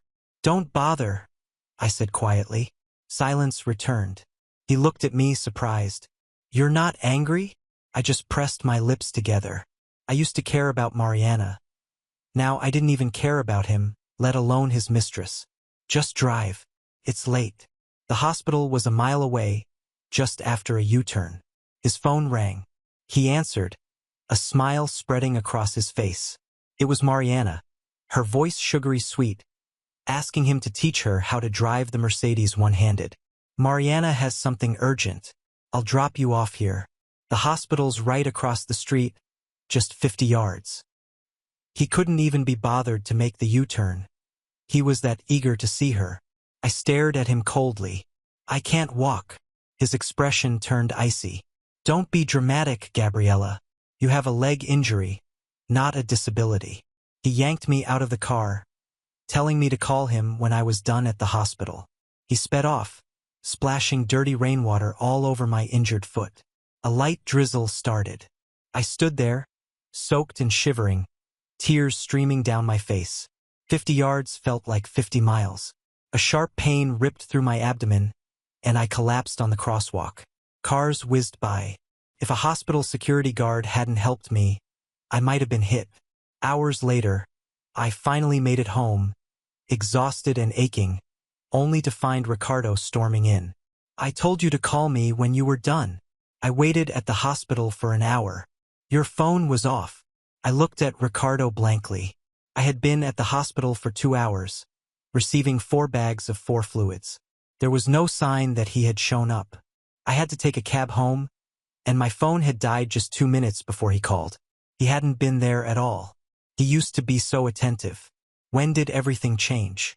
"You blocked me," I said. "I couldn't call." He hesitated, his anger fading slightly. "I brought you some oatmeal. Thought you'd be hungry."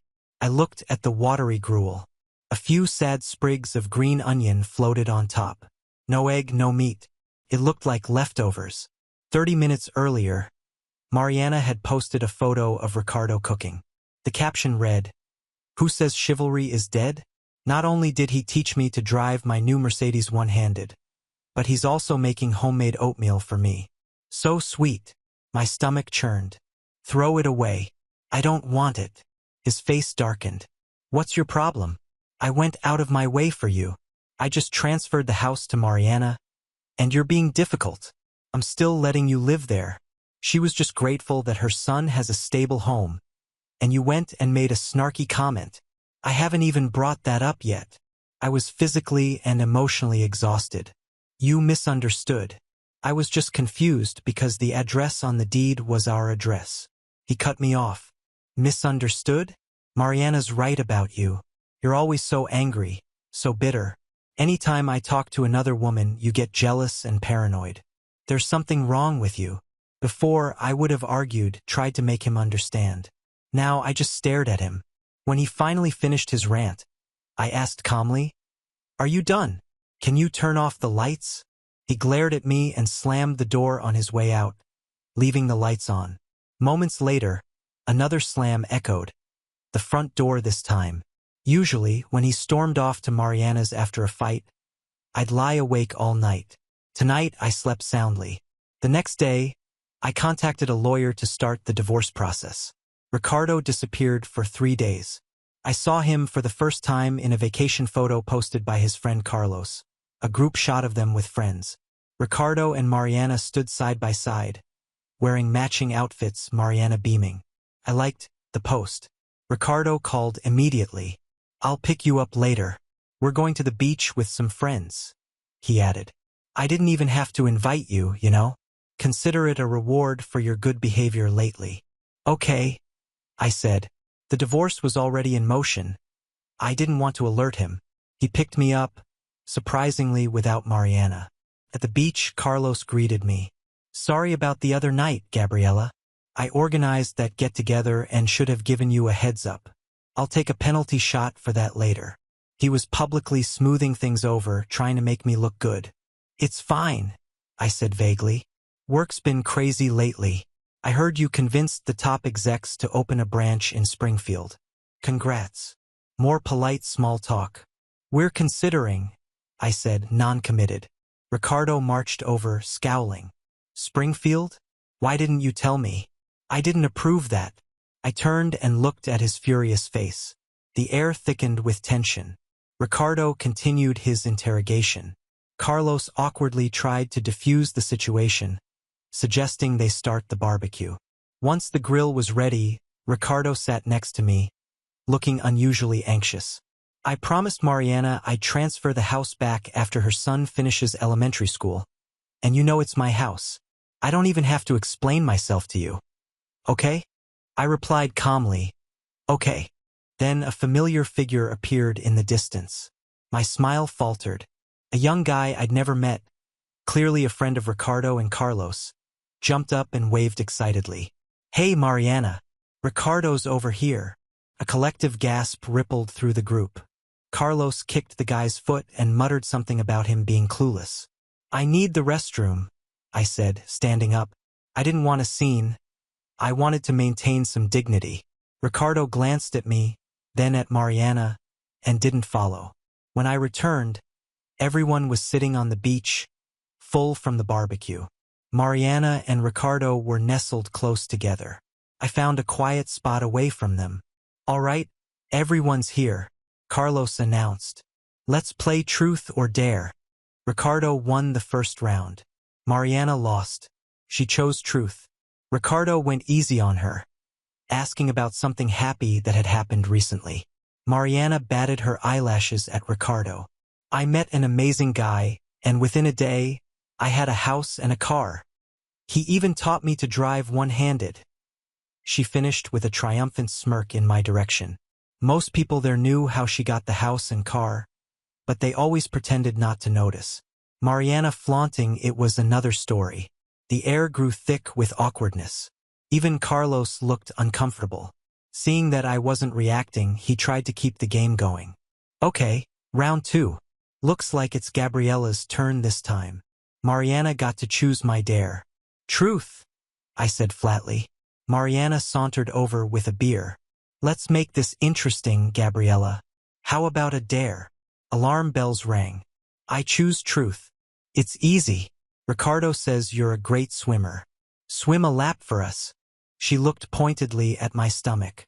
"I'm not feeling well. I can't swim," I said firmly. Mariana pouted at Ricardo, who immediately bristled. "You're a nationally ranked swimmer. You cannot swim? She apologized to you the other day, and now she's trying to be nice. And you can't even do this for her?" He grabbed my arm, ignoring my protests, and with Mariana's help, dragged me toward the water. Mariana took a swig of beer. "Here's to you, Gabriella. Show us what you've got." She chugged the entire bottle, putting me on the spot. "I told you I don't want to swim," I snapped, irritated. "And I didn't ask her to drink. And why can't I choose truth?" Mariana started crying. Ricardo's face hardened. He slammed his beer bottle onto the sand. "What's her problem? She's not even making it hard for you. She chugged a whole beer. Stop being so difficult." I looked at Ricardo playing a hero, then at Mariana, fake sobbing. I laughed a cold, hollow sound. Did I ask her to drink? I said I didn't want to swim, and she forced me. How is that not making it hard for me? Mariana's sobs intensified. Ricardo's face turned thunderous. He rolled up his pants legs. "Fine. I'll swim with you." In front of everyone, he grabbed my hair and shoved me into the water. The cold shocked my skin. Water rushed up my nose, and I choked, coughing violently. He didn't let go. My eyes burned, tears and snot streaming down my face. Just as my lungs felt like they would burst, he finally let go. A wave crashed over me. I reached for his pants leg, but he kicked me away. The undertow pulled me under. Icy water engulfed me. It felt like an eternity before I finally surfaced, gasping for air. Ricardo was consoling Mariana, his arm around her. "Don't cry. I took care of it." He walked over to me, looking down with contempt. "Apologize to Mariana and chug a beer, or we—" Everyone stared. Ricardo's eyes bored into me. My eyes filled with tears again, but this time they were tears of rage. "Ricardo," I interrupted, my voice shaking. "Expect papers from my lawyer. We're getting a divorce." Shock filled his eyes.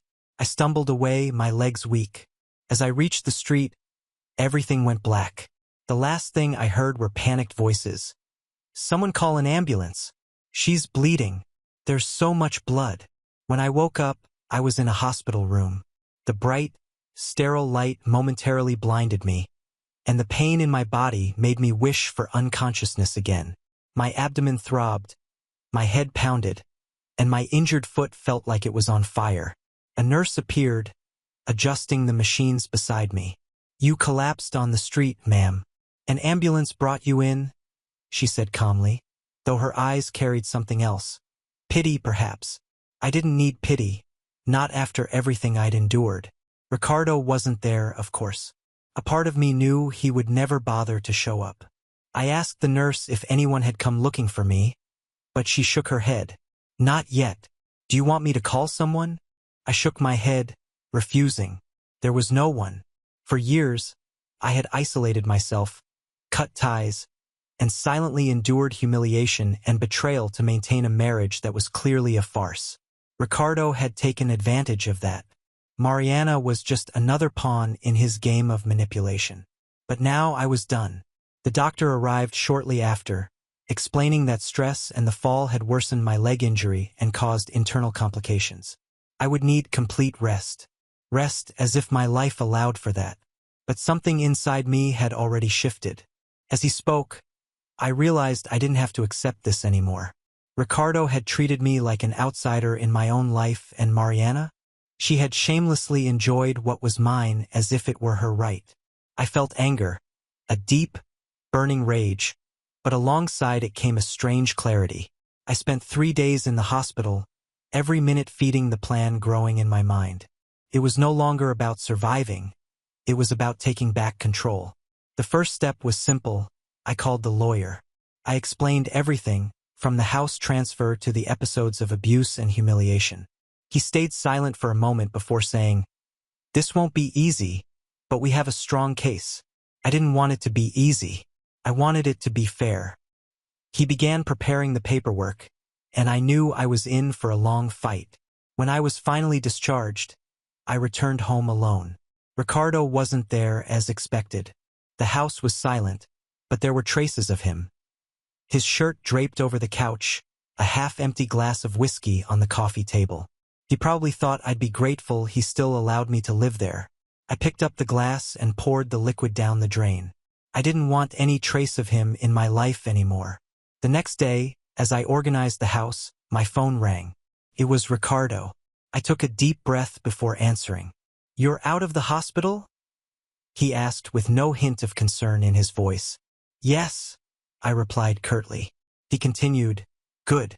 Listen, Mariana and I are planning a little trip this weekend. I'll swing by to grab some things. Don't worry about it." He spoke as if nothing had happened, as if I were his housekeeper. Before I could respond, he hung up. My hands trembled with anger, but it was perfect. Letting him think he was in control was part of the plan. When he arrived to grab some things, I was ready. He walked in casually, glancing around as if inspecting the place. "You should fix that couch," he said, pointing to a cushion out of place. I ignored the comment and watched as he collected clothes and belongings, acting as if he still owned everything. As he was leaving, I said calmly, "Ricardo, you'll be receiving divorce papers soon." He froze for a moment, then turned to me, laughing. "Divorce, Gabriella? You won't get anything. The house is mine. Everything is mine. You should be thankful I haven't thrown you out." He walked out laughing, and I stood there, my heart pounding. It wasn't fear. It was determination. In the following days, I started taking action. I spoke to neighbors, old friends, even staff at the school where Mariana's son studied. I gathered stories, comments, anything that could expose Ricardo and Mariana's true nature. They weren't as untouchable as they thought. I discovered, for example, that Mariana was recklessly overspending, buying expensive things and flaunting them online. That would be useful later. Meanwhile, Ricardo began noticing something was off. One random day, he tried to enter the house and found that I had changed the locks. I received furious messages, veiled threats about how he would handle this in court. I could barely contain my laughter. He still thought he had power over me. The divorce hearing was scheduled a few weeks later, and I showed up prepared with my lawyer and a mountain of evidence against him. Ricardo arrived confident, with Mariana by his side, both as arrogant as ever. But as the facts unfolded, the abuse, the betrayal, the property transfers, I watched his smug smile vanish. Mariana tried to intervene, claiming I was exaggerating, but it only made things worse. The judge was clear. I was entitled to the house, significant compensation, and most importantly, my freedom. Ricardo lost control as the decision was announced. "You'll never survive without me, Gabriella," he shouted as he was practically dragged out of the courtroom. Mariana followed him, clearly embarrassed. I just smiled. It wasn't about surviving without him. It was about finally living for myself. Today, the house is peaceful. No Ricardo, no Mariana, no weight of years of humiliation. I've started redecorating, turning each room into something that truly reflects who I am. I don't miss Ricardo. I don't miss anything he represented. All that's left is freedom and the certainty that I will never let anyone treat me the way he did again. And that, more than any revenge, is the greatest victory. When it was all finally over, I sat on the couch in my living room in my house.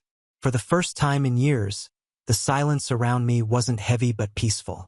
There were no shouts, manipulations, or the constant sense of walking on eggshells. It was just me and the certainty that after everything, I had won. Ricardo and Mariana vanished from my life for a while after the court hearing. I didn't see or hear anything about them, which deep down was a relief. But life has a funny way of exposing those who deserve to fall. It didn't take long before I started hearing rumors about the chaos taking over their lives. Mariana, with her reckless spending, had piled up debts that even Ricardo couldn't handle. She sold the Mercedes she had flaunted so much online and began complaining publicly that men aren't what they used to be. It was almost comical to see her, someone who bragged about her luxurious life, now begging for attention on social media. Ricardo, on the other hand, was drowning in legal troubles. His business, which he had always used as a symbol of power, went bankrupt due to poor management and lawsuits from other shady ventures he had been running. He tried moving back in with his parents, but to my satisfaction, they rejected him.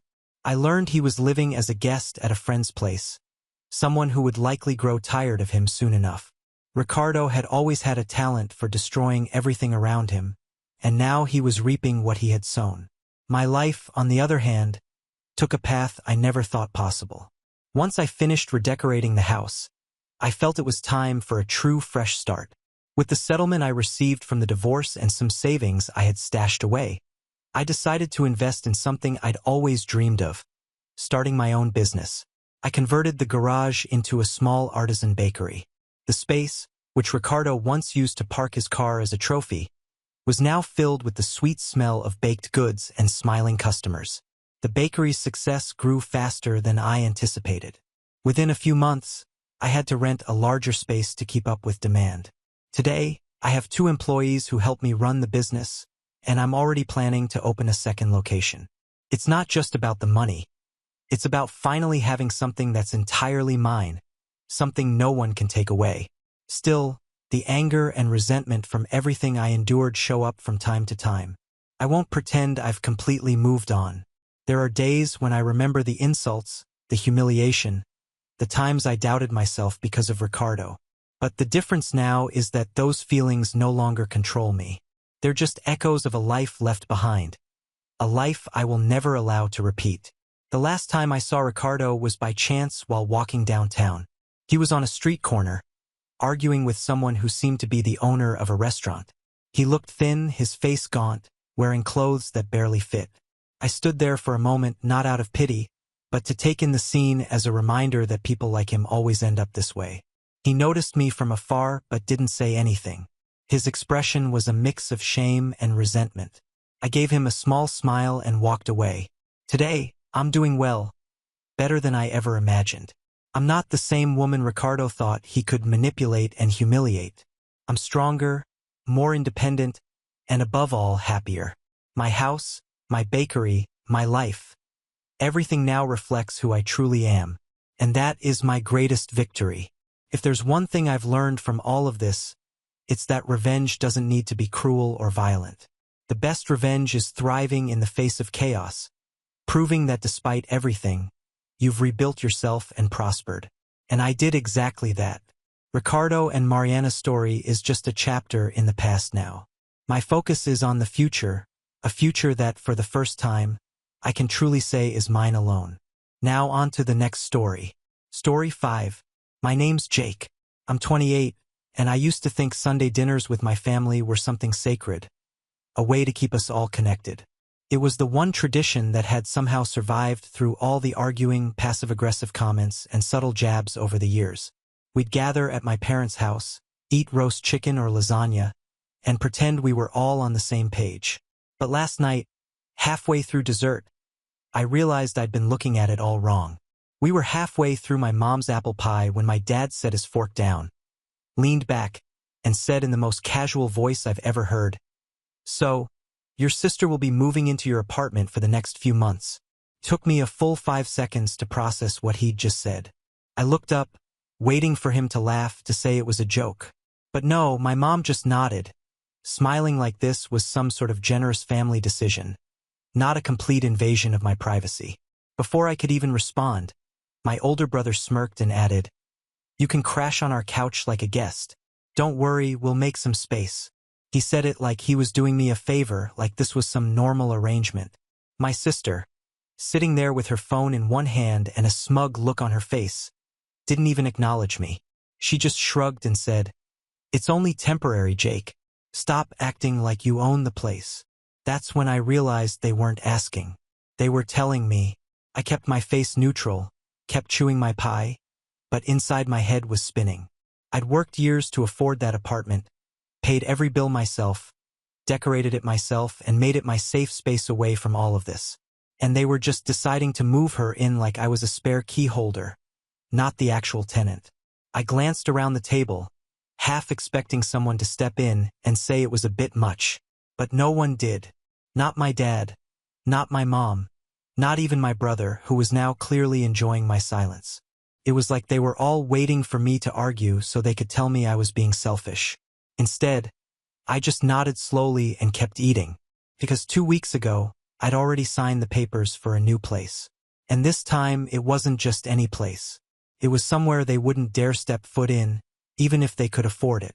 The following week, I started noticing how quickly my family moved from "this is happening" to "this has already happened." It was like the conversation at dinner had flipped a switch in their heads, and my apartment was no longer mine. It was just the place where Emily will stay for a while. My mom started texting me constantly, asking for little details she could have easily looked up herself. "What's the Wi-Fi password again? Emily will need it. Do you still have clean sheets for the guest bed? Don't buy new ones. She's fine with whatever you have. Oh, and do you still have that desk in the corner? Emily will need a space to work from home. So, if you could clear that off before next weekend." I stared at the last one for a full minute before locking my phone and walking away. Clear it off. Like my own workspace was just some pile of clutter to be cleared out for her convenience. I decided not to reply. 2 days later, I came home from work and found my brother's car parked outside my building. I knew that car anywhere. He's always bragging about how he bought it himself, conveniently leaving out that my parents co-signed the loan. Sure enough, he was inside my apartment, lounging on my couch with his shoes kicked off. "Dude," he said when I walked in, like we were just two buddies hanging out. "Your spare key was still in the same spot. You should really hide that better. Anyone could get in." I didn't even sit down. "What are you doing here, Matt?" "Just checking out the place, seeing how much space Em's going to have. Mom wanted me to make sure there's room for her stuff." I blinked at him. "You couldn't text me first?" He shrugged, grinning. "Relax. We're family. You act like I broke in or something." I didn't say anything. I just stood there, jaw tight, until he finally got up and grabbed his jacket. On his way out, he glanced around the living room and said, "You might want to move your gaming setup into storage. Emily's not going to want that taking up space." Then he left. That night, I lay in bed staring at the ceiling, fighting the urge to scream into my pillow. It wasn't just the intrusion. It was the assumption. The way they all just decided that my life could be put on hold so my sister could have a convenient crash pad. I remembered every time growing up when something of mine became community property. The video game console I saved for months to buy suddenly in my brother's room because he uses it more. The car I bought in college mysteriously disappearing for weekends because Emily really needed to get to her friend's house. And every single time I protested, I was met with the same tired lecture. "Family shares, Jake. Stop being selfish." Except sharing never went both ways. 3 days later, Mom called me while I was at work. "Hey, sweetheart, just a heads up. Your sister will be coming by with Dad on Saturday to drop off a few things. You'll be home, right?" "I work Saturdays," I said flatly. "Oh, that's fine. Just leave the key under the mat like you used to. We'll get everything set up."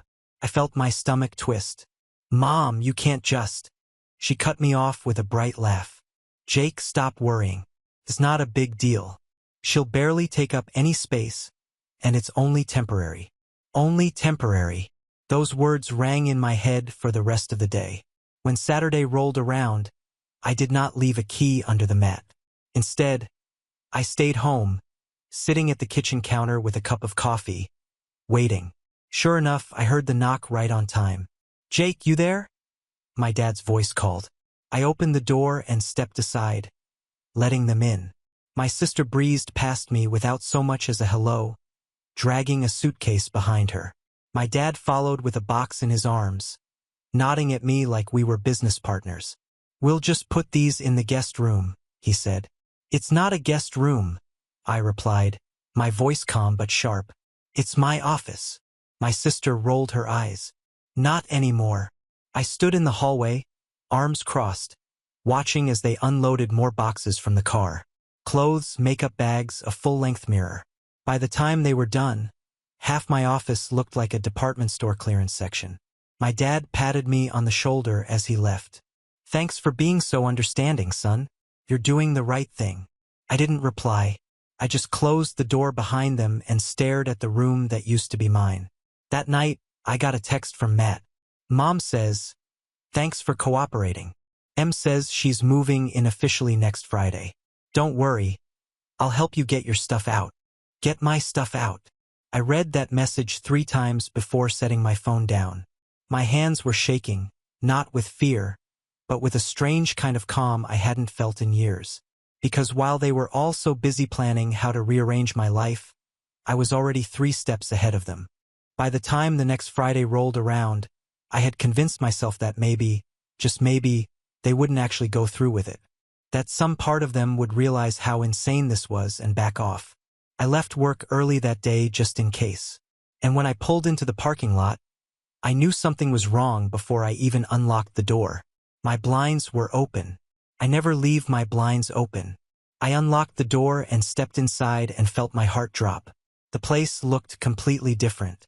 My office wasn't my office anymore. My desk had been shoved into the living room, half disassembled, with my monitor leaning against the wall. My bookshelf was empty, all my books and papers stuffed into cardboard boxes that hadn't been there that morning. And standing right in the middle of it all was my sister, humming to herself as she taped up another box. "Oh, you're early," she said, as if I was the one intruding. "We decided it'd be easier to just get this over with before you got home." I just stared at her. "You what?" "Matt had the spare key, so we let ourselves in," she said casually, as if breaking into my home was just another Friday afternoon chore. "Don't worry, we didn't touch your room. We just needed to clear space so I can start moving my stuff in this weekend." I felt the blood rush to my face. "You touched all of this without asking me?" She sighed dramatically like I was a child throwing a tantrum. "Jake, it's not a big deal. Mom said you'd be fine with it. Besides, I'm going to need this space more than you. You can work from the couch for a while. It's not the end of the world." Before I could respond, my phone buzzed. It was a group text from my mom. "Glad Emily got a head start. We'll bring the rest of her things tomorrow morning. Jake, could you grab some groceries tonight? She's vegetarian, so make sure you get the right stuff." The right stuff. I walked into the kitchen trying to calm down, but it was like everywhere I looked, I saw another sign of how far this had gone. My coffee mugs were stacked differently. My fridge had new containers inside it, labeled with my sister's name. She had actually rearranged my fridge like she was the one paying rent. And then I saw it. On the counter was a small stack of envelopes. Mail I hadn't opened yet. One of them was slid open. I grabbed it and my stomach dropped when I saw what it was. A bank statement. "You opened my mail?" She didn't even flinch. "Relax. Mom told me to check if you'd paid the utility bill on time because we didn't want to move me in if the power was about to get shut off or something." Something inside me snapped. I didn't yell. I didn't throw anything. I didn't even raise my voice. I just said very quietly, "Get out." She laughed. "What? Get out?" Her laugh faltered. "Jake, stop being dramatic." I stepped closer, and for the first time in years, I think she realized I wasn't bluffing. "This is my home. You don't touch my things. You don't open my mail, and you do not walk in here with a spare key like you own the place. Get out now." For a moment there was silence. Then she rolled her eyes, grabbed her purse and said, "Fine, but Mom and Dad will hear about this." She slammed the door behind her. Not even 15 minutes later, my phone started blowing up. First, Mom. "Jake, what on earth did you say to your sister? She's crying in the car right now." Then, "Dad, you need to get over yourself. She's your sister and she needs a place to stay. You're acting like a selfish brat." And then Matt, "Nice job, man. You made Mom cry. Hope you're proud." I didn't answer any of them. I just sat on the couch staring at the boxes of my things that they had packed up without permission. My home suddenly didn't feel like my home anymore. It felt like enemy territory. I barely slept that night.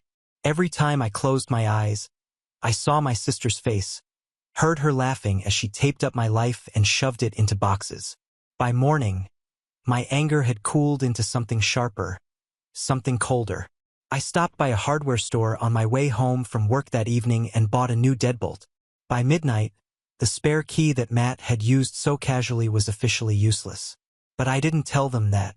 Instead, I waited. And when Saturday morning came and they all showed up at my door with boxes and bags and plans for Emily's new room, they found themselves standing in the hallway, knocking on a door that wasn't going to open. And I stayed very, very quiet. I sat on the couch with a cup of coffee, phone buzzing on the table, and waited until the knocking stopped and the angry texts started pouring in. because this was the moment I'd been waiting for. By Saturday night, my phone was a war zone. Missed calls from Mom, Dad, Matt, even a few from numbers I didn't recognize. Probably my sister's friends who had been drafted to help her move in.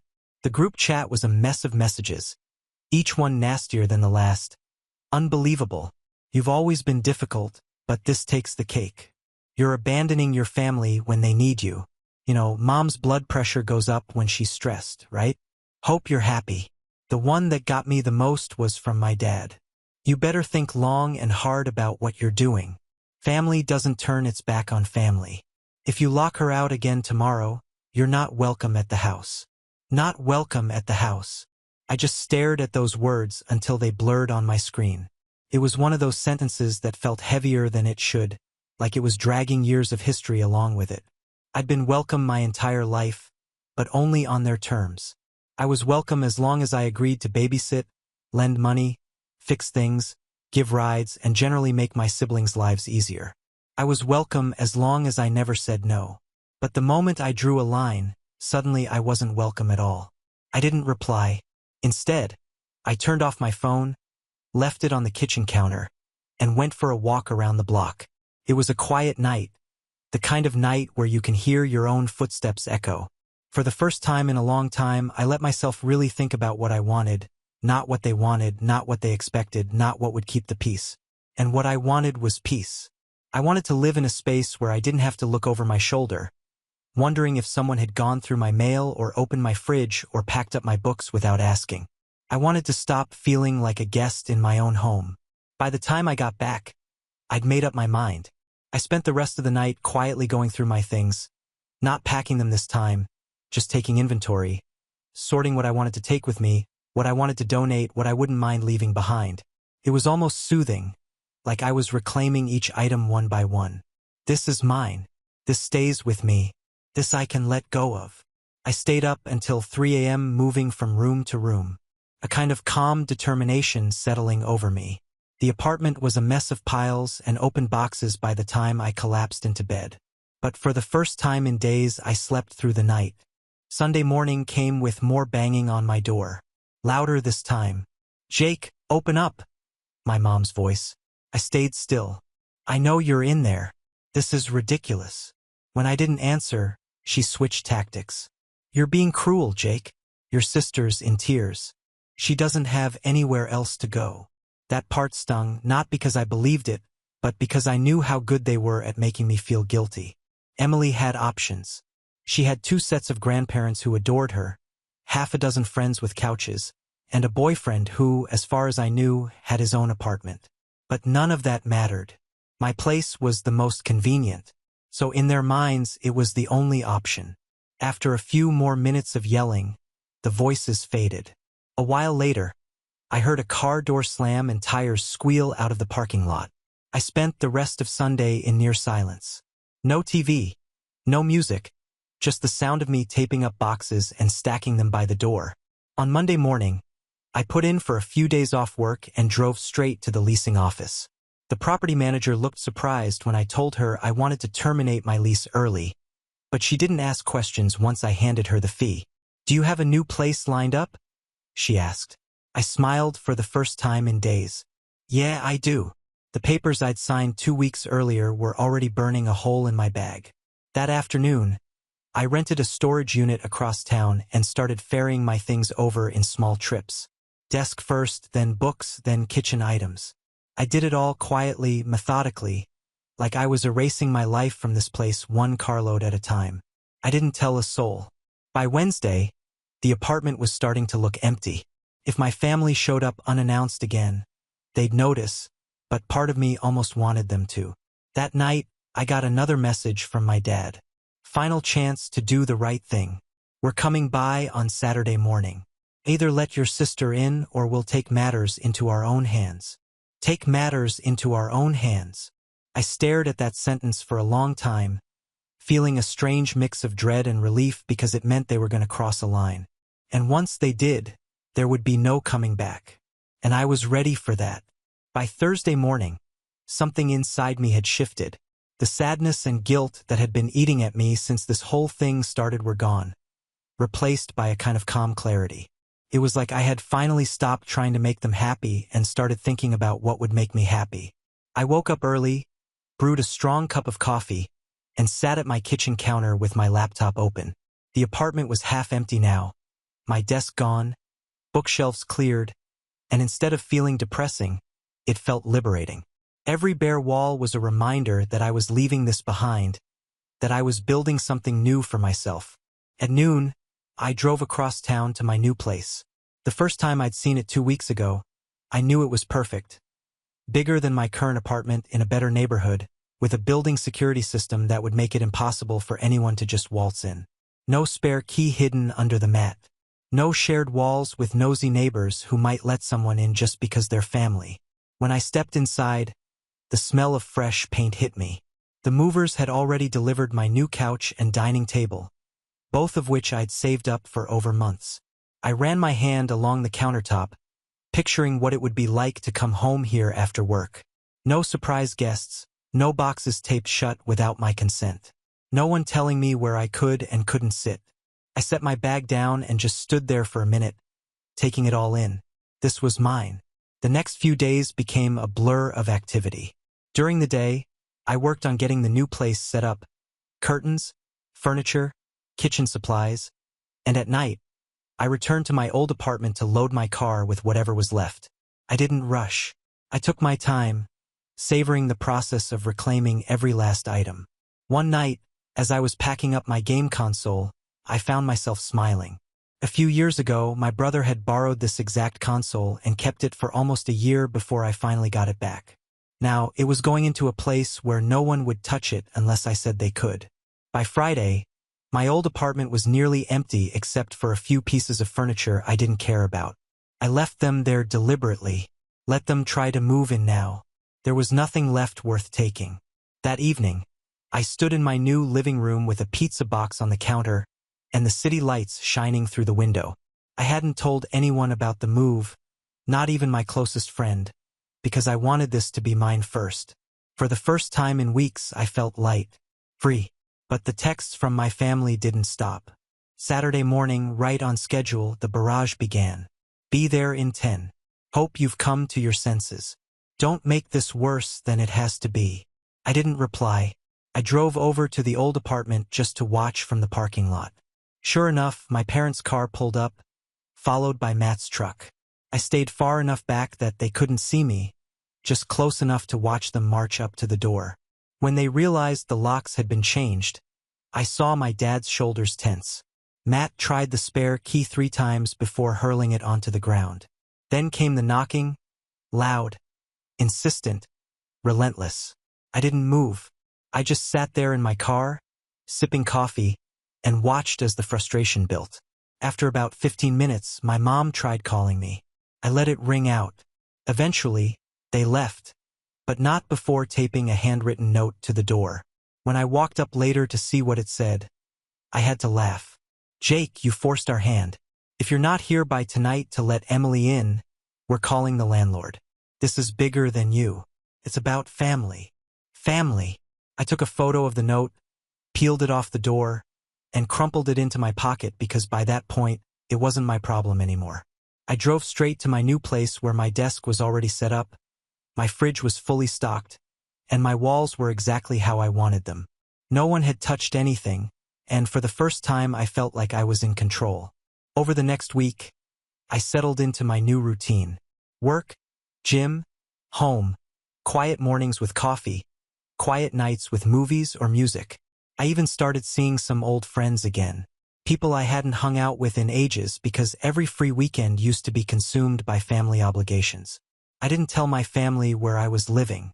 When they texted, I replied less and less until eventually I stopped answering entirely. At first, there was anger. You're being ridiculous. You're tearing this family apart. If something happens to Emily because of you, that's on your conscience. Then came the guilt. Mom hasn't been sleeping. Is that what you wanted? Your dad's been stressed about this for days. And finally, the silence. By the end of the month, the group chat was quiet. No calls, no texts. It should have hurt, but instead I felt stronger because while they thought they were punishing me by cutting me off, What they were really doing was giving me the one thing I had always wanted. Space. And now that I had it, I wasn't planning on giving it back. About 2 weeks after I'd fully moved into my new place, I got a call from my old landlord. At first, I thought it was just to follow up about the lease termination, but the tone of his voice told me something was wrong. "Jake." "Hey," he said, hesitating a little. "I just wanted to check in. Did you give your family permission to start moving things into the apartment after you moved out?" I sat up straighter. "No." "What?" He sighed. "I thought so. I went by to do the final walkthrough today and noticed some, let's just say, personal items in the unit. Women's clothing, a vanity mirror, a couple of boxes labeled makeup. The lease is still in your name until the end of the month, so technically you're responsible for whatever's in there." I felt a slow smile forming. "Thanks for letting me know. I'll take care of it." As soon as I hung up, I drove straight to the apartment. Sure enough, my sister had been busy. The office, what used to be my office, was now decked out with her things. A half-assembled clothing rack stood in the middle of the room, and there was even a framed photo of her and her boyfriend on the windowsill. I just stood there for a minute, taking it all in. This wasn't a temporary crash pad. She was moving in like this was hers, like she'd won. And the thing was, she hadn't even told me. She hadn't asked for a key. She hadn't even texted me. It was perfect. I snapped photos of everything. The boxes, the mirror, the photo, proof that she'd taken over a space she had no legal right to occupy. Then I gathered everything up carefully without damaging anything and carried it out to my car. I didn't throw it away. No, that would be too easy. I just moved it all into the storage unit with the rest of my things and locked it up tight. When I left the apartment, it was completely empty again. By the time I got back to my new place, my phone was lighting up with angry messages. "Where is my stuff? You had no right to touch anything. Mom and Dad are furious. You need to bring it back right now." I didn't reply. Instead, I opened my laptop and pulled up the photos I'd taken. Each one was time-stamped and geotagged. Solid proof. And while I was at it, I drafted a short, polite email to the landlord. "Hi. Just wanted to confirm that I've cleared the unit completely. There should be no further issues. Please let me know if anyone attempts to enter the property without authorization." I hit send and sat back, feeling something I hadn't felt in months. Control. That night, I poured myself a drink and started thinking bigger. This wasn't just about keeping my sister out of the apartment anymore. This was about every single time they had steamrolled me. Every time they called me selfish for saying no. Every time they treated me like a backup plan instead of a person. I opened a notebook and started writing. Step 1, secure everything. Bank accounts, utilities, digital passwords. I changed them all one by one. No more just-in-case shared logins. No more documents sitting in unlocked drawers. Step 2, cut off the spare keys. I called the leasing office and confirmed that I was the only person authorized to access the unit until the end of the lease. Then I double-checked the new place's security system. Step 3, get leverage. And that's when things got interesting. While scrolling through social media that weekend, I stumbled across a post my sister had made. It was a photo of her sitting on my old couch, the one I'd left behind deliberately, with the caption, "Finally got my own place. Thanks to the best family ever for making it happen." Hundreds of likes, comments congratulating her, people asking when they could come over. And there in the background of the photo was one of the boxes I'd moved into storage, timestamped just a day earlier. I screenshotted everything. Then I checked her boyfriend's page and sure enough, there he was bragging in the comments about how lucky they were that they didn't have to pay rent for a few months while they saved for a trip to Europe. That was the moment it all clicked. This wasn't about my sister being desperate for a place to stay. This was about convenience, about them using me to make their lives easier so they could funnel money towards something else. And suddenly I knew exactly how to make this hurt. I spent the rest of the weekend setting things up, moving the last of my belongings out of the old apartment, scheduling the final inspection, and letting the landlord know I'd be turning in the keys early. I didn't tell my family a thing. Instead, I waited until everything was ready, because when the moment came when they showed up expecting to find my apartment waiting for them, they were going to be met with something much, much different. And I wasn't just going to tell them no this time. I was going to show them. Saturday came faster than I expected, but I was ready. I woke up early, made coffee, and sat at the counter in my new apartment. The quiet felt almost luxurious. My phone buzzed around 9 a.m. with a message from Matt. On our way. Hope you're ready to make this right. I didn't reply. Instead, I grabbed my bag, tossed my new set of keys inside, and drove across town one last time. I parked a few blocks away, out of sight, and walked up just as my family was arriving. I could hear their voices before I turned the corner. My sister laughing, my mom talking about how she wanted to repaint her room. My dad was carrying a box, and Matt had a mattress strapped to the back of his truck. The sight of it all made me laugh. They were so sure, so smug, so ready to take what they thought was theirs. I let them get to the door before I approached. Morning, I said, leaning casually against the railing. They all turned, startled. Jake, my dad said, narrowing his eyes. Good. Let's get this over with. Open the door. I smiled politely. Can't do that. What do you mean you can't? My sister snapped. We've been more than patient. This drama has gone on long enough. Oh, it's over, I said calmly. Just not the way you think. I pulled the keys from my pocket, not the ones they knew, but the brand new set from my new apartment, and dangled them in front of me. This place, I said, gesturing at the door. It's empty, completely cleared out. Lease is terminated. Keys are turned in. Whatever you thought you were moving into no longer exists. The look on their faces was priceless. What? My mom said, her voice barely a whisper. You heard me, I said. I moved out 2 weeks ago. I have my own place now. Somewhere you can't just walk into whenever you feel like it. My sister's face turned bright red. You had no right. No right. I cut her off, still calm, still steady. This was my apartment. I paid the rent. I paid the utilities. And you decided without asking me that you were entitled to it. You packed up my things, opened my mail, used a spare key to let yourself in. You crossed every line there was to cross. I reached into my bag and pulled out my phone. And just in case you think I'm bluffing, here's proof. Photos of your stuff in the apartment, dated and time-stamped. Screenshots of your little finally got my own place post. Messages from your boyfriend bragging about living rent-free. Do you want me to send these to the landlord? Because I could. He wasn't thrilled when he saw what you'd done. My dad stepped forward, bristling. Jake, this isn't necessary. It is, I said quietly, holding his gaze.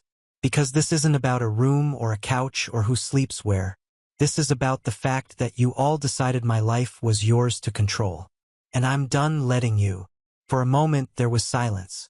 Then Matt swore under his breath, ripping the mattress off the truck and shoving it back inside. This is insane, my sister hissed. You're seriously just leaving me with nowhere to go? I shrugged. You have plenty of places to go. Grandma's, friends' houses, your boyfriend's. Or here's an idea. You could get your own apartment like the rest of us had to. She gaped at me, and I could see my mom about to jump in with another guilt trip. So I cut her off before she could start. Don't, I said. Don't tell me I'm cruel or selfish or tearing the family apart. I tried to set boundaries and you ignored them. You forced my hand. This is on you. I slung my bag over my shoulder, gave them one last look and said, enjoy the empty apartment. I'm sure the next tenant will love what you've done with the place. Then I walked away. Behind me, I heard my dad call my name once sharply, but I didn't stop. I didn't look back. Instead, I got in my car, drove across town, and unlocked the door to my new home. It was quiet, sunlight streaming through the windows, the city humming faintly outside. I set my bag down, took a deep breath, and felt the tension drain out of my shoulders. For the first time in my life, I was completely, entirely free of them. But as satisfying as it felt, I knew it wasn't the end. Because now that I had distance and proof, I could finally decide just how far I wanted this to go. And I had a few ideas. I didn't hear from them for 2 full days after that Saturday confrontation. 2 blissful, quiet days where my phone stayed face down on the counter and I cooked dinner in peace, watched a movie on my new couch, and actually slept without waking up angry at 3 o'clock in the morning. But silence never lasts forever in my family. By Tuesday afternoon, the group chat came alive again. Only this time it wasn't yelling. It was damage control. Jake, we overreacted. Your dad wants to talk. Clear the air. Your sister is upset, but she'll get over it if you apologize. Apologize. That word made me laugh out loud. I didn't reply. Instead, I waited until Wednesday, then sent them all a single message. Just a heads up, the lease is officially closed. The landlord has photos of the place completely empty and knows no one has permission to enter. If any of you try to access it again, it's trespassing. Take care. I expected anger. What I got instead was panic. Matt called first. Dude, what are you doing? You're making this way bigger than it needs to be. Bigger than when you broke into my apartment and packed my things without asking? I said, my voice calm, almost conversational. He hesitated. It wasn't like that. It was exactly like that. I cut him off. And now it's over. The locks are changed. The lease is closed. And I'm done. He didn't know what to say to that. The next day, Mom called. She didn't start with an apology. She started with tears. Jake, I don't understand why you're doing this. We're your family. We've always been there for you.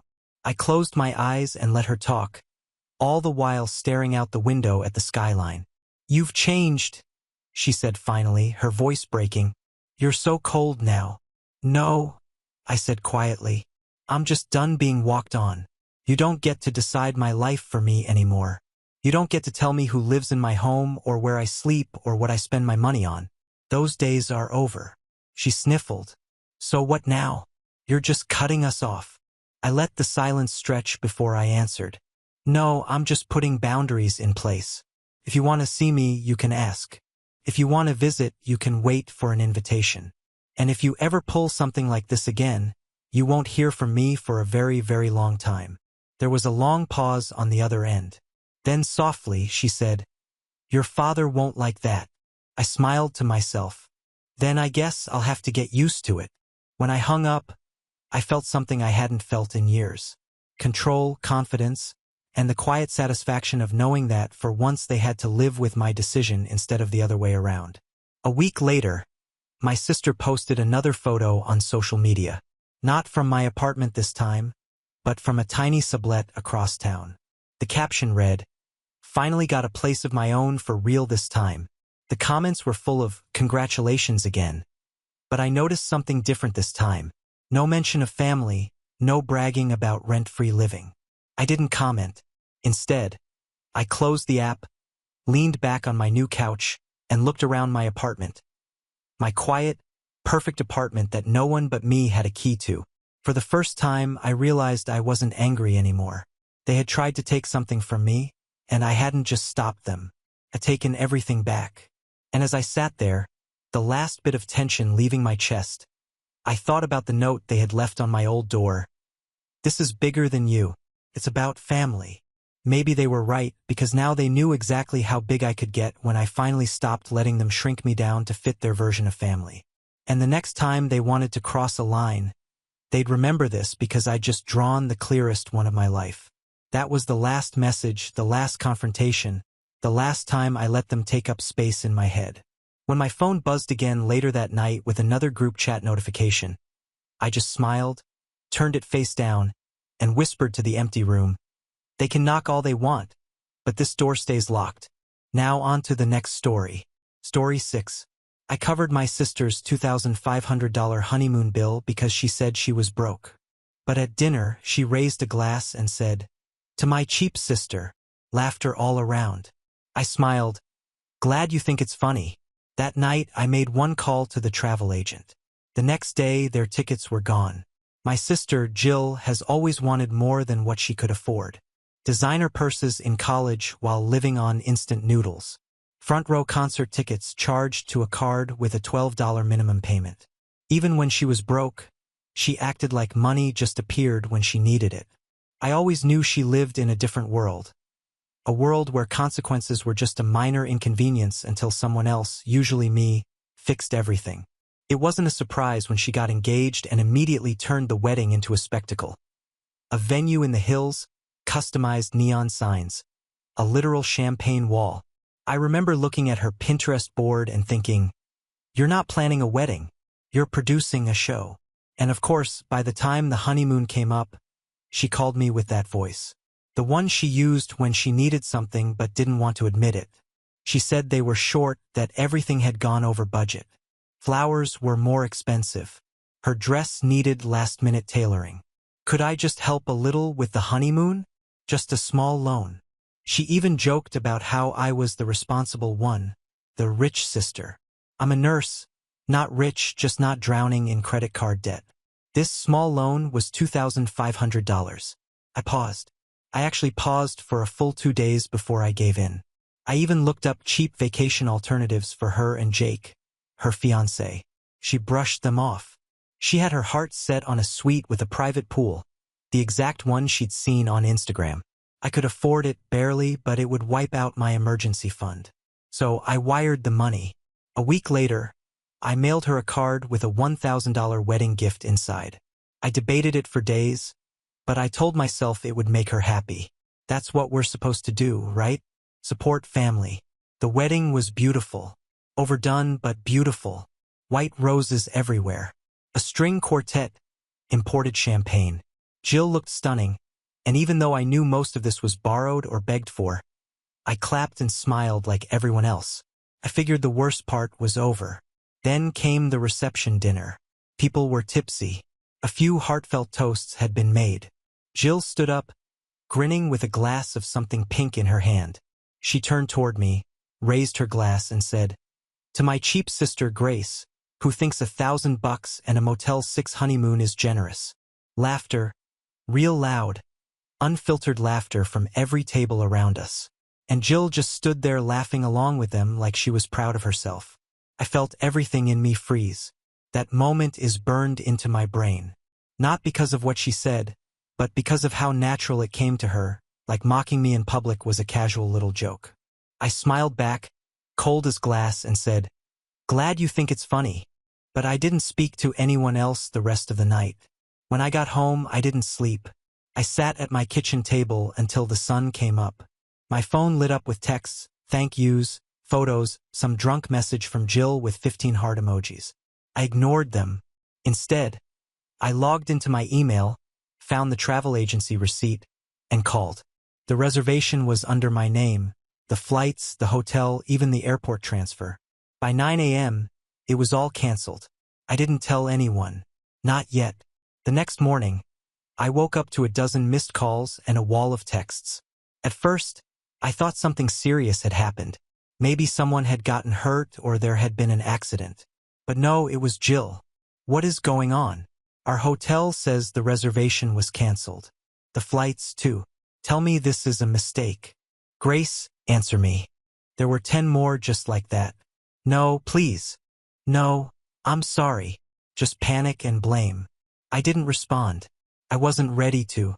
I went about my day like nothing had happened. Showered, made coffee, went to work, let her spiral in her own little storm. During lunch, I opened Instagram. Of course, there was her big wedding post. 10 slides of soft filtered perfection, glittery table settings, the champagne tower, her dress flowing like something out of a bridal magazine. And then the final slide, a video clip of her toast. She was standing with a glass of rose, grinning ear to ear, and she shouted the same line. "To my cheap sister Grace." People laughed. She laughed. She actually tagged me in the post. It had close to 100 comments. Most of them were some version of savage or sisters are the best. Like it was just hilarious family banter. I closed the app and locked my phone. At around 3 o'clock in the afternoon, my phone buzzed again. This time it was Jake. "Hey Grace, I think there's been a mix-up with the trip. Jill's freaking out. Can you call me?" I didn't. 5. Jill called again, twice. Then she left a voicemail. Her voice was tight, controlled. You could hear she was trying not to scream. "You need to explain right now what the hell you did. You think this is funny? You canceled our honeymoon, Grace. What kind of psycho move is this?" I let it sit. By 7 o'clock, she cracked. You absolute. You ruined this for me. You are jealous and pathetic, and you've always hated seeing me happy. I hope you're proud of yourself sitting alone in your sad little apartment while everyone talks about what a heartless freak you are. That one I saved. Not because I needed proof, just because I wanted to remember how quickly the real Jill always came out. By the time my parents showed up at my door that night, the whole extended family knew. Cousins, aunts, even my godmother from Florida messaged me asking what was going on. One of my uncles sent me a voice note saying he was disappointed in me. My parents didn't even call. They just showed up. My dad knocked. I opened the door but didn't let them in. We stood in the hallway. My mom looked exhausted. Dad got straight to the point. You need to fix this. I said, no. Mom jumped in softer at first. She said Jill was having a full-blown breakdown. That Jake's family was embarrassed. That this was supposed to be the happiest week of their lives.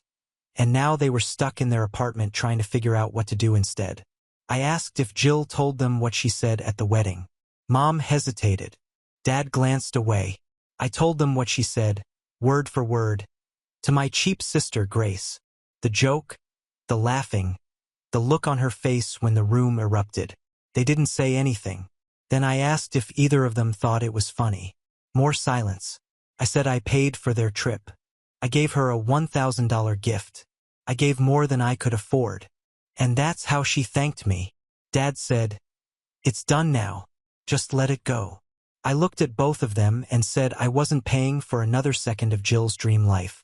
That if they wanted to help, they could. But I was finished. Mom looked like she might cry. She said Jill was ashamed. That she didn't mean it like that. That it was just a joke. I didn't respond. I backed into my apartment and shut the door. No more texts came that night. No more calls. Jill went quiet. For 2 days there was nothing. And then things got worse.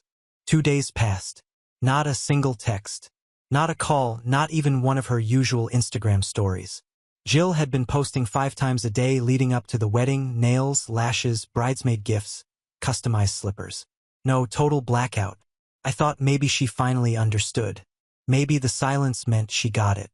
That she'd realized she'd crossed a line and was actually embarrassed for once in her life. I was wrong.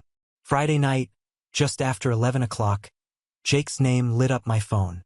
I let it go to voicemail. A minute later, came the text. We need to talk. Jill's not okay. I stared at it. I could almost hear the tone through the screen. Half serious, half manipulative. The thing is, I believed him. Jill wasn't okay. But that had nothing to do with me. She had humiliated me in front of 200 people. She mocked the money I gave her. And when I finally stopped playing her personal bank, I became the villain. I didn't reply. I didn't even think about it for long. I turned off my phone and went to sleep. Saturday morning, I ran to the grocery store. I hadn't even made it out of the parking lot before my cousin Ellis spotted me. She jogged over like she'd been waiting for this moment. Hey, have you talked to Jill? I told her I hadn't. She gave me this confused, sympathetic look like I was the one she felt sorry for. She's not doing well. I shrugged. Did she tell you what she said at the wedding? Ella paused. She said it was a joke, right? I just said, ask her to say the joke out loud again. Let's see how funny it sounds now. Ella didn't have a comeback for that. She just nodded awkwardly and walked off. By the time I got home, the bridal party group chat was blowing up. I had silenced it weeks ago, but now it was buzzing nonstop. Maya, okay, this is getting really bad. I feel awful for both of you. Tina, Jill's a mess. She's been crying for 2 days. Grace, I know it was a messed up comment, but like, the whole honeymoon? Eva, you guys are sisters. Please don't let this be permanent. No one asked what Jill actually said. No one questioned the root of the problem. They all wanted the neat version. Just forgive each other, take some cute beach pics, move on. By late afternoon, Jake called again. I didn't answer. Then he called again and again. Finally, I picked up. His voice was tired. Not angry, not emotional, just drained. I'm not calling to fight, he said. I want you to know Jill's not okay. She's not eating. She hasn't left the bed. She's freaking out. I didn't say anything. I let him keep talking. She keeps saying she ruined everything, that she pushed you too far.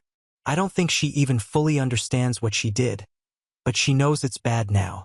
I asked him, is she sorry or just miserable because she didn't get what she wanted? He didn't answer. After a few seconds, he said, her parents are coming over tomorrow with your mom and dad. They're all going to be here. I paused. Why? They want to talk to you.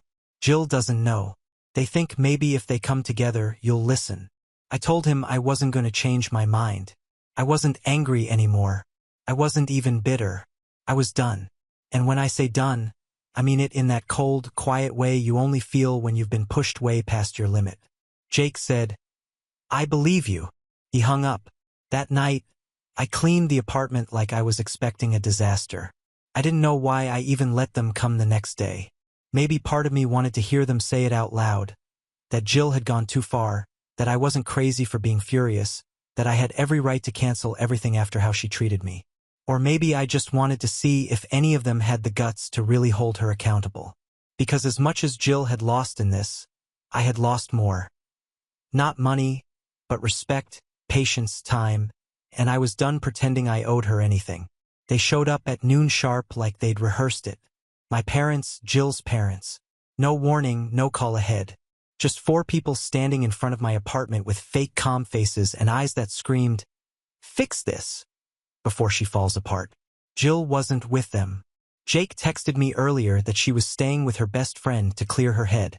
That probably meant she was sitting in sweatpants, surrounded by wedding gifts and empty takeout containers, waiting to hear if her team of adults could guilt me into paying for a do-over.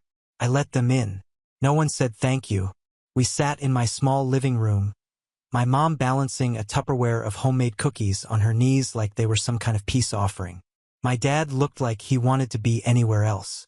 Jill's mom, Denise, took charge right away. We just want to talk, she said. I didn't answer. I let them talk. She started with the usual. How things got out of hand, how Jill was just overwhelmed, how weddings bring out emotions. Then she called Jill's toast a moment of poor taste. Not cruel, not disrespectful, just poor taste. I waited. Then my dad jumped in with, we all know Jill isn't perfect, but she didn't deserve what you did. You mean she didn't deserve the consequences? No one answered. My mom started in with the crying. Grace, you humiliated your sister. Everyone at that wedding was talking about it the next day. People are still talking. I said, yeah. Were they talking about what she said or that she didn't get her little vacation? Silence again. Then came the part one didn't see coming. Denise said, she's talking about annulling the marriage. That got my attention. She's saying maybe she rushed everything, that the wedding was a mistake, that the way it all collapsed right after. Maybe it means something. I blinked. You're telling me she's going to leave Jake because she didn't get a honeymoon? She says it's about more than that, Denise replied. She says it made her see how alone she felt the moment you turned on her. That was rich. I turned on her. I paid for a vacation I couldn't afford, gave her a $1,000 gift and smiled while she publicly humiliated me. The only thing I turned off was the faucet she thought would never stop pouring money. My dad stood up. He looked at me like I was a ticking bomb. This is your chance to undo it. We'll all help pay for a new trip, but you have to call the agency. Tell them it was a mistake. Get it back on track. I shook my head. Then my mom pulled a card out of her purse and placed it on the table like it was sacred. She wrote you something. I didn't touch it. I'm not interested in a letter. Denise leaned forward. She didn't want to write it. Said you'd never believe her. But I told her she had to at least try. I looked at them all. Did she mention what she said, word for word, in the speech? They exchanged glances. No, I said. Then we're done. They stayed quiet for a beat. Then my mom, trying one last time, asked, you're really okay with this? With not being part of her life anymore? I said, if this is what her life looks like, yes. I walked them to the door and shut it behind them. The letter sat on the table for 2 days. I didn't even glance at it. I went to work. I did my laundry. I bought myself a nice dinner just because I could. Then one night, I poured a glass of wine and finally opened it. It wasn't an apology. It wasn't even close. She wrote, "You humiliated me in front of everyone. You made me look pathetic. You made Jake question whether I'm too much. You made me feel small. I hope you're happy because you ruined everything." No mention of the money. No mention of the toast. No acknowledgement of what she did. Just blame. Pure, unfiltered, narcissistic blame. I folded the letter, dropped it in the trash, and took out the garbage that night. That moment, with the cold night air and that letter sinking to the bottom of the dumpster, was the most peace I'd felt in months. But I knew Jill. She never let anything go. And I had a bad feeling this wasn't over. The silence was deceptive, almost peaceful. Jill hadn't texted. No calls, no cryptic Instagram captions, no drama in the bridal group chat. Even Jake went quiet. I kept waiting for the next explosion, but it never came. Days passed, then a week, then 12 days, and just when I started to think maybe it was really over, she found a new way to twist the knife. I was sitting on my couch scrolling through emails when my phone buzzed. It was a Venmo request from Jill. $2,500. Returning what you took. That was the note. That was her version of making things right. Not an apology, not a conversation, just a demand. She was asking me to pay her the money I had spent on her in the first place. First, I thought it was a joke. Then I realized it was a game. She couldn't get the trip back, so now she wanted to frame it like I stole from her. I stared at it, speechless, before taking a screenshot and sending it to Jake. "Is this serious?" His reply came 5 minutes later. "I'm sorry. I tried." No explanation, just that. And I understood what he meant. Jill wasn't listening to anyone. Not him, not her parents, definitely not me. She was spiraling with no intention of stopping. I blocked her on Venmo, blocked her on everything. Phone, social, even email. I was done for real this time. The next day, I got home from work and saw a box outside my apartment door. No note, no name, just a plain brown box with my name written on the top in Jill's handwriting. I brought it inside and opened it. Inside was the wedding card I'd given her with my $1,000 check still inside, now voided and crumpled. There was also a pair of white flip-flops with wifey printed in glitter across the top. And finally, a printed-out screenshot of a Reddit post. AITA for canceling my sister's honeymoon after she humiliated me at her wedding? I didn't write it, but I read the whole thing. Every detail matched. The speech, the money, the silence after. Except in her version, she was the heartbroken bride abandoned by her cold, bitter sister who couldn't handle sharing the spotlight. She made herself the victim in a story where she'd never even been the supporting character. The comments were savage. "You humiliated the person who paid for your trip. She owes you nothing. I wouldn't have just canceled the trip. I'd have sent the bill. Grow up. The world doesn't owe you a honeymoon." I guess she thought printing it would shame me, that I'd read it and feel bad for how far this had gone. But all I felt was tired. 2 days later, I came home from a night shift to find a small envelope taped to my door. No name, just taped there, dead center. Inside was the same wedding card I'd given her. But now she'd scribbled over my original note with a Sharpie. One word, all caps across the top, insufficient. That was it. I stared at it for a full minute, then tossed it into the sink and lit a match. Watched it burn into nothing. The next morning, my mom texted just one line. She shut everyone out. Jake moved in with his brother. I didn't respond. Then 3 days later, my mom showed up in person. She looked wrecked. Makeup free, hair undone, eyes heavy. She gave me back the check. She said it wasn't worth anything anymore. That she doesn't want charity from liars.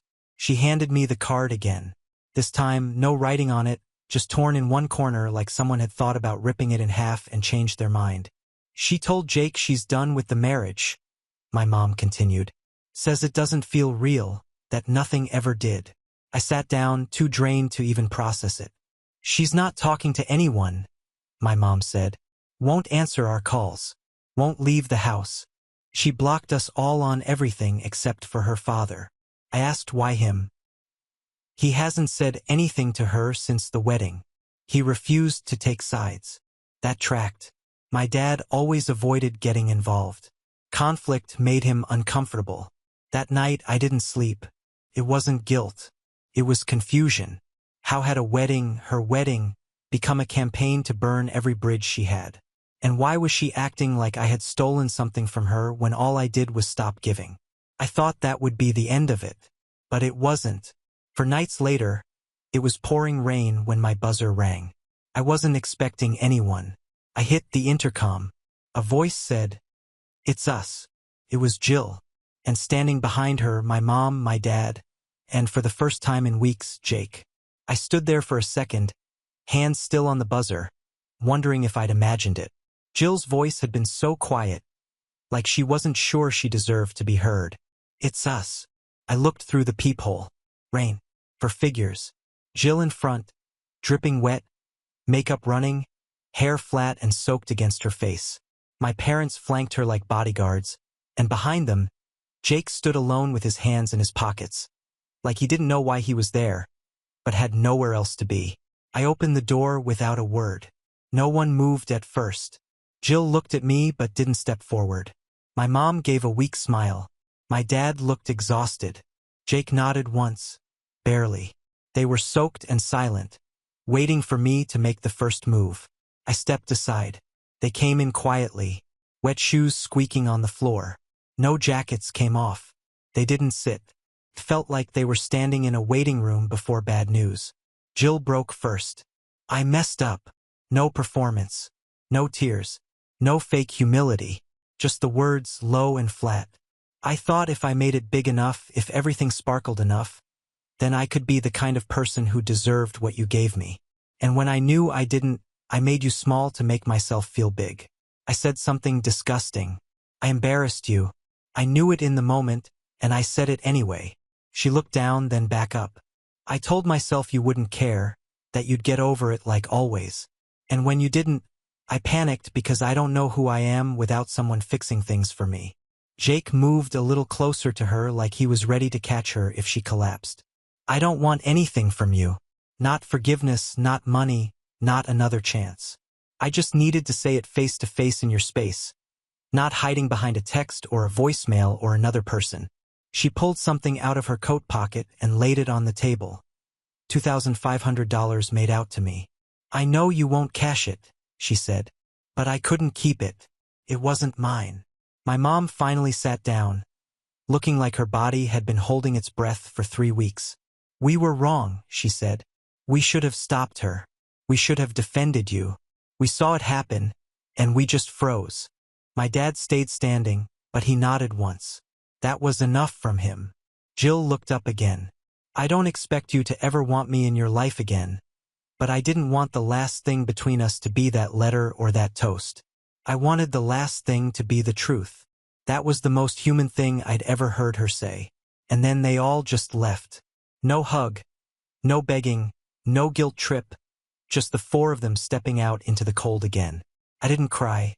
I didn't collapse. I didn't feel some sweeping moment of clarity. I just stood there in my quiet apartment and watched the rain start again through the window. I looked at the check for a while. I could have framed it. I could have torn it up. Instead, I slid it into a drawer I never opened. Not out of sentiment, but as a reminder. A few days later, Jill posted a photo of a cup of tea and a self-help book. No caption. That was it.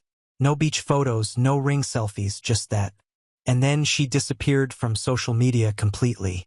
The silence that followed was different. It didn't feel threatening or dramatic. Felt like peace. I don't know if I'll ever speak to her again, but I forgave her. Not because she asked, not because she earned it, because I needed the weight gone.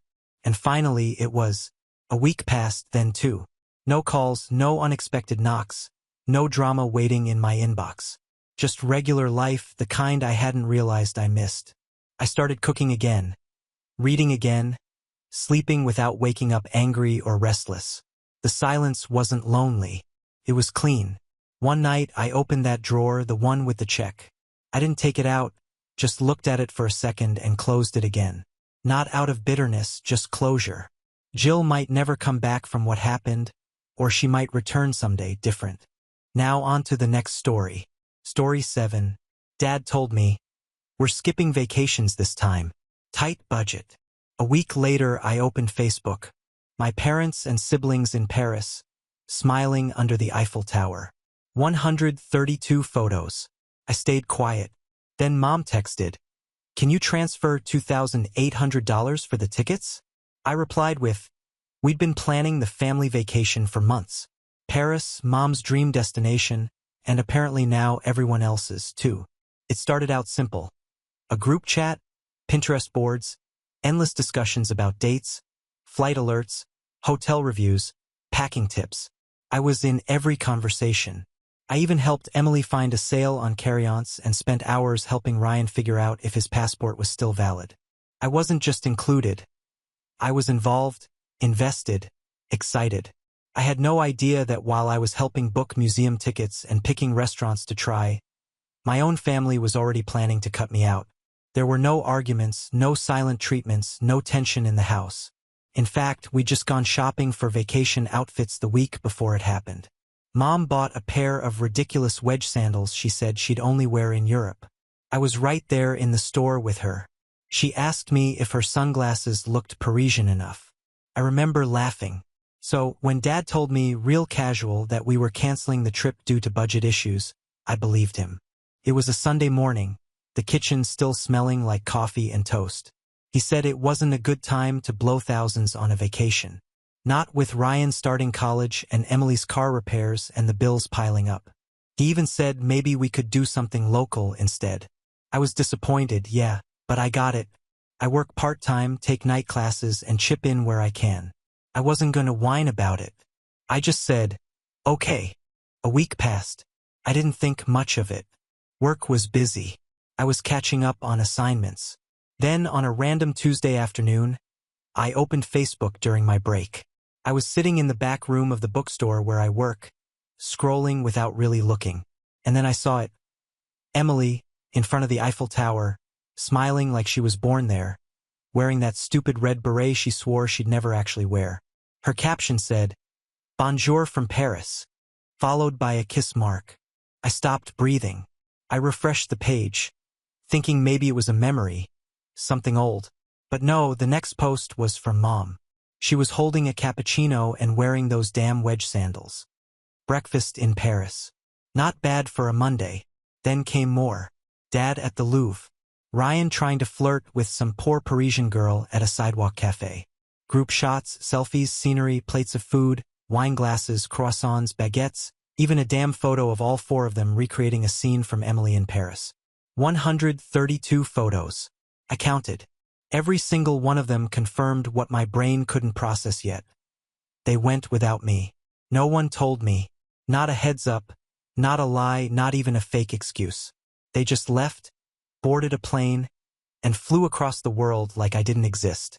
I sat there for over an hour staring at those photos, wondering when they made the decision. Who suggested it? Who said, "Don't tell Betty"? I wondered if they talked about me at the airport on the plane. They laughed about how I bought snacks for the flight I never got to take. I didn't text. I didn't call. I just went home after work and sat in my room. Couldn't even cry. It was too absurd, too big to feel real. Until 9:42 p.m. That's when my phone buzzed. It was Mom. "Can you transfer $2,800 for the tickets? We'll pay you back when we return. Love you." That was the moment I snapped out of it. Up until then, I had no plan, no anger, just this hollow ache in my chest. But that text, that woke me up.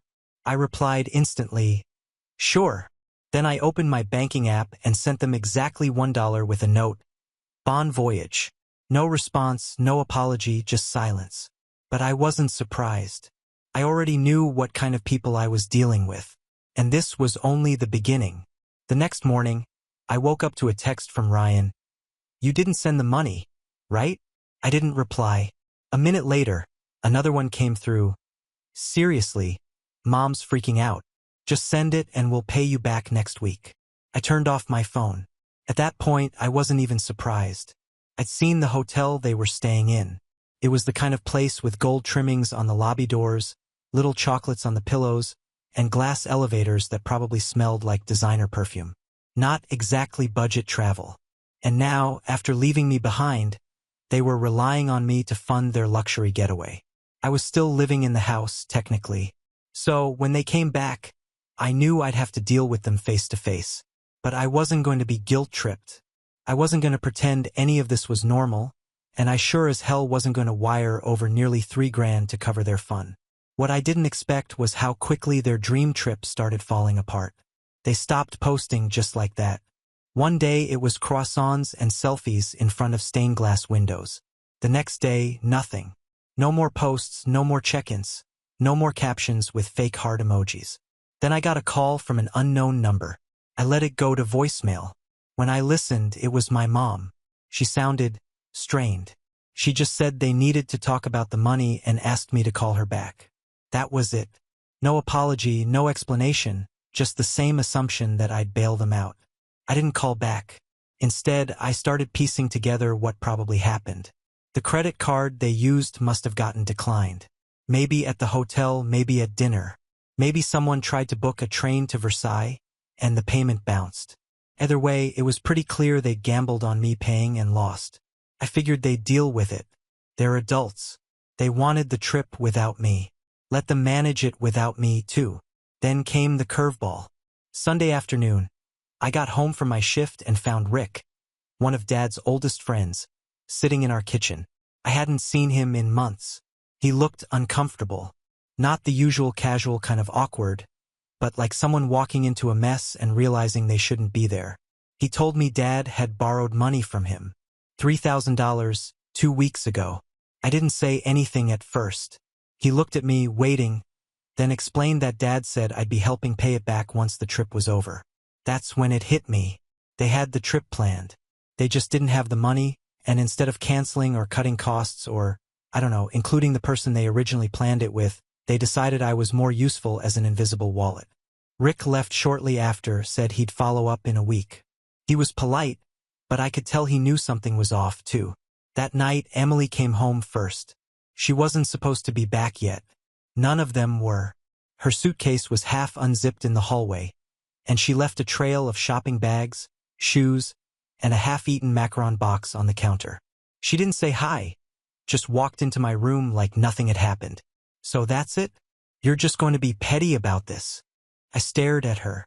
You think I should have paid after you lied and left me out of a trip I helped plan? She rolled her eyes. It wasn't my idea, all right? Ryan said you've been distant and weird lately, that you'd make it awkward. Mom didn't want drama, and honestly, we didn't think you'd care this much.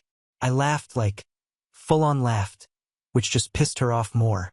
You didn't think I'd care that my entire family ghosted me, went to another country, and expected me to foot the bill? She didn't answer that. Just picked up her phone and started tapping at the screen like she couldn't be bothered. Then she muttered something under her breath. We thought you'd understand. That's why this is so messed up. Understand what exactly? That I was voted off the island? That my own brother told everyone I'd ruin the vibe? That no one even gave me a chance to say anything before they decided I wasn't part of the picture? She left my room without another word. I thought that would be it. That they'd avoid me for a few days. Maybe send another half-hearted message asking for money. Maybe just pretend it never happened. But I was wrong because the next night I got a text from Mom that made my blood run cold. Can you come home early tomorrow? We need to talk. About what? I didn't get a reply, but I found out the next day. They weren't done using me yet. I got home early like Mom asked.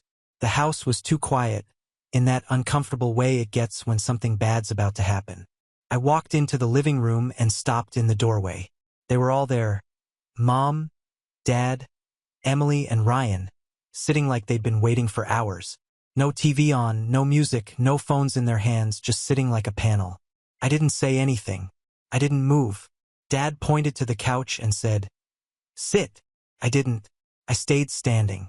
Mom cleared her throat like she was trying to be soft about what she was about to say. While we were gone, we noticed something strange. The emergency cash we keep in the safe. It's missing.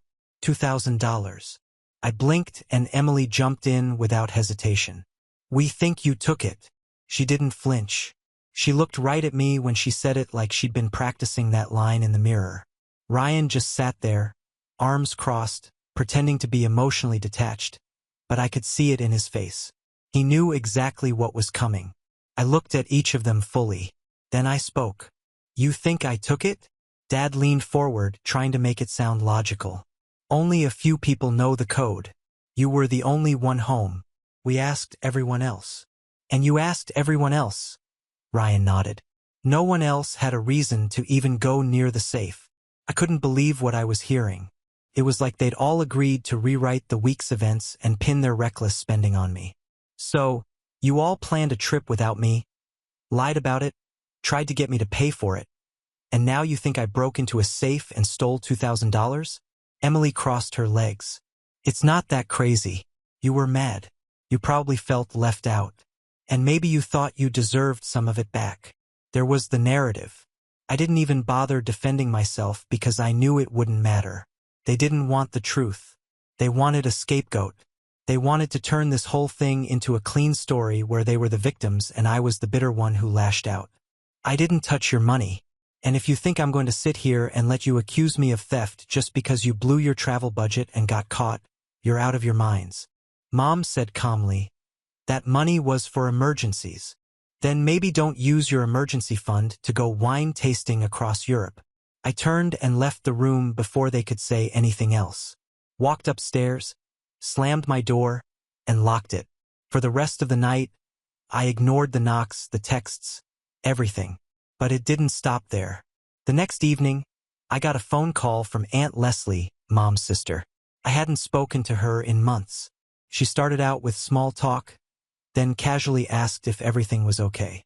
I told her, "Yeah, things were fine." She paused for a second. "Emily said you flew to Paris secretly. She said there was drama and that you came back early. Is that true?" I sat down slowly. "What?" "That's what she said. That there was a big fight over money and that you took something from the house before leaving." Leslie laughed a little. I told her that didn't sound like you, but I figured I'd ask. So now Emily was telling extended family I had gone to Paris with them, caused drama, stolen money, and snuck home early. That's how far she was willing to go. Not just blaming me inside the house, but rewriting the entire story and distributing it to the family tree. It was pure insanity.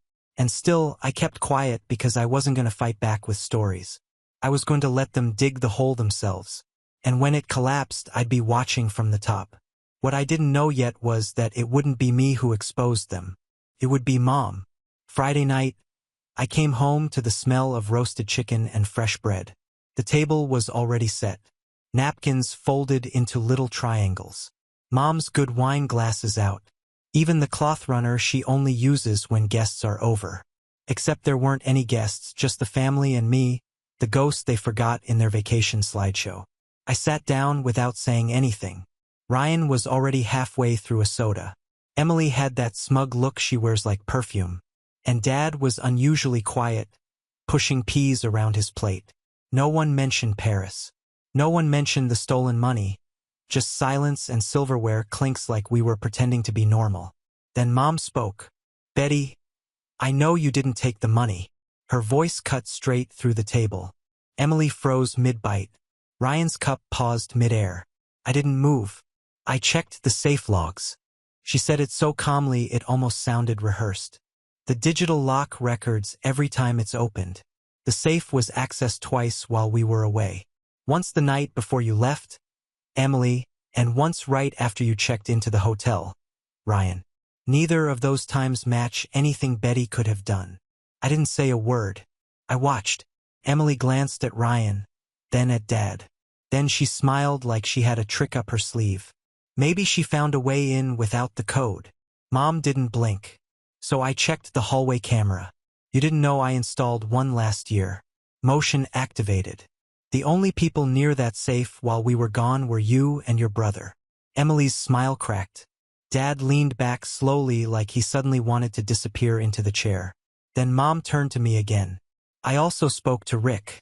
He told me about the loan. Said someone signed for me, but I didn't. And I know my own signature. Someone forged it. She slid a paper across the table. Emily and Ryan stared at it like it was a ticking bomb. That's Ryan's handwriting, I said without thinking. Emily snapped. This is ridiculous. You're really going to throw us under the bus for a few $100? 2,000, Mom said. And yes, I absolutely am. Ryan mumbled something barely audible. Then he stood up like he was going to leave. Dad's voice was sharp. He hadn't said a word until then. Ryan, sit. Emily scoffed and muttered. You gave birth to an idiot. That was it. Mom stood, walked around the table, and slapped Emily across the face. The room went still. No one breathed. It wasn't brutal. It wasn't dramatic. But it was enough. Enough to stop whatever smug storm Emily was about to release. She touched her cheek like she couldn't believe it happened. Mom stood over her. I didn't raise you to be this. I didn't raise either of you to lie, steal, and turn on your own sister like she's disposable. Emily's eyes welled up. She's always playing the victim. Always acting like she's better than us. You don't even see it, though. What I see is that you and Ryan planned a trip, cut your sister out of it, lied about it, tried to get her to pay for it, then blamed her when you got in over your heads. I see that you stole money from this house, and then tried to destroy the only person in it who hasn't betrayed anyone. Emily got up and stormed out. The front door slammed so hard the pictures on the wall rattled. Ryan stayed seated, completely pale. Mom turned to him. You're going to Uncle Greg's tonight. Don't argue. Ryan opened his mouth, then shut it. He nodded once and stood. After they both left, Mom sat back down and looked at me. Really looked at me. I believed them for a minute. I hate that I did. I didn't respond. I didn't need to. Dad finally spoke. You were right not to send the money. The house was quiet for the rest of the night. But as I was walking up the stairs, I heard Emily's car peel out of the driveway, and a thought hit me like a gut punch. She wasn't done, and next time she wasn't coming for my wallet. She was coming for me. The house finally settled into a strange, cold sort of peace. Ryan was gone, still staying with Uncle Greg like Mom said. Emily hadn't come home since the night of the slap. Her car disappeared from the driveway that same evening, and none of us asked where she went. Nobody wanted to break the silence. Felt temporary, fragile, like the eye of a storm. I wanted to believe it was over, that maybe somehow things would just move on. But the thing about people like Emily is when they can't control the room, they try to burn it down. Started slow. A few odd looks at work. Then a coworker asked, Hey, didn't you just get back from Paris? I blinked. Oh, I didn't go. She looked confused. Emily said you had some kind of breakdown there. That you flew home early? I didn't even respond. I just walked away. My hands were shaking. It was the same lie she told Aunt Leslie. Now, just a little louder, a little more detailed. Later that day, my manager pulled me into the office. He had a printed email in his hand. Someone claiming to be a customer said I'd been acting unprofessional and implied I lashed out at a child during a reading event. Said I seemed unbalanced and needed time away. There was no name on the email, just concerned parent. We don't have a reading event, not since July, and I wasn't even working that weekend. But it didn't matter. My manager had to take it seriously. He said he wasn't accusing me of anything, but he wanted me to be aware of how these kinds of emails look to corporate. I knew instantly who sent it.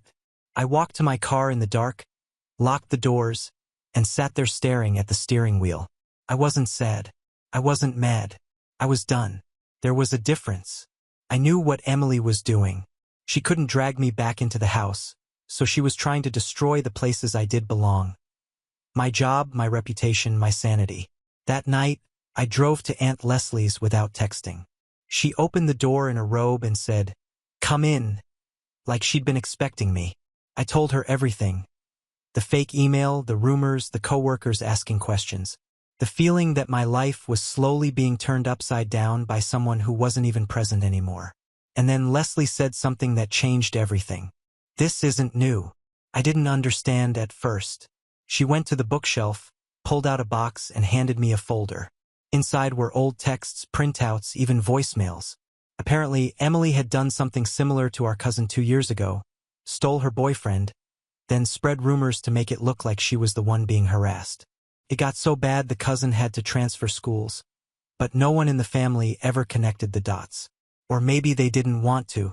Leslie said she didn't bring it up before because she thought maybe Emily had grown up since then.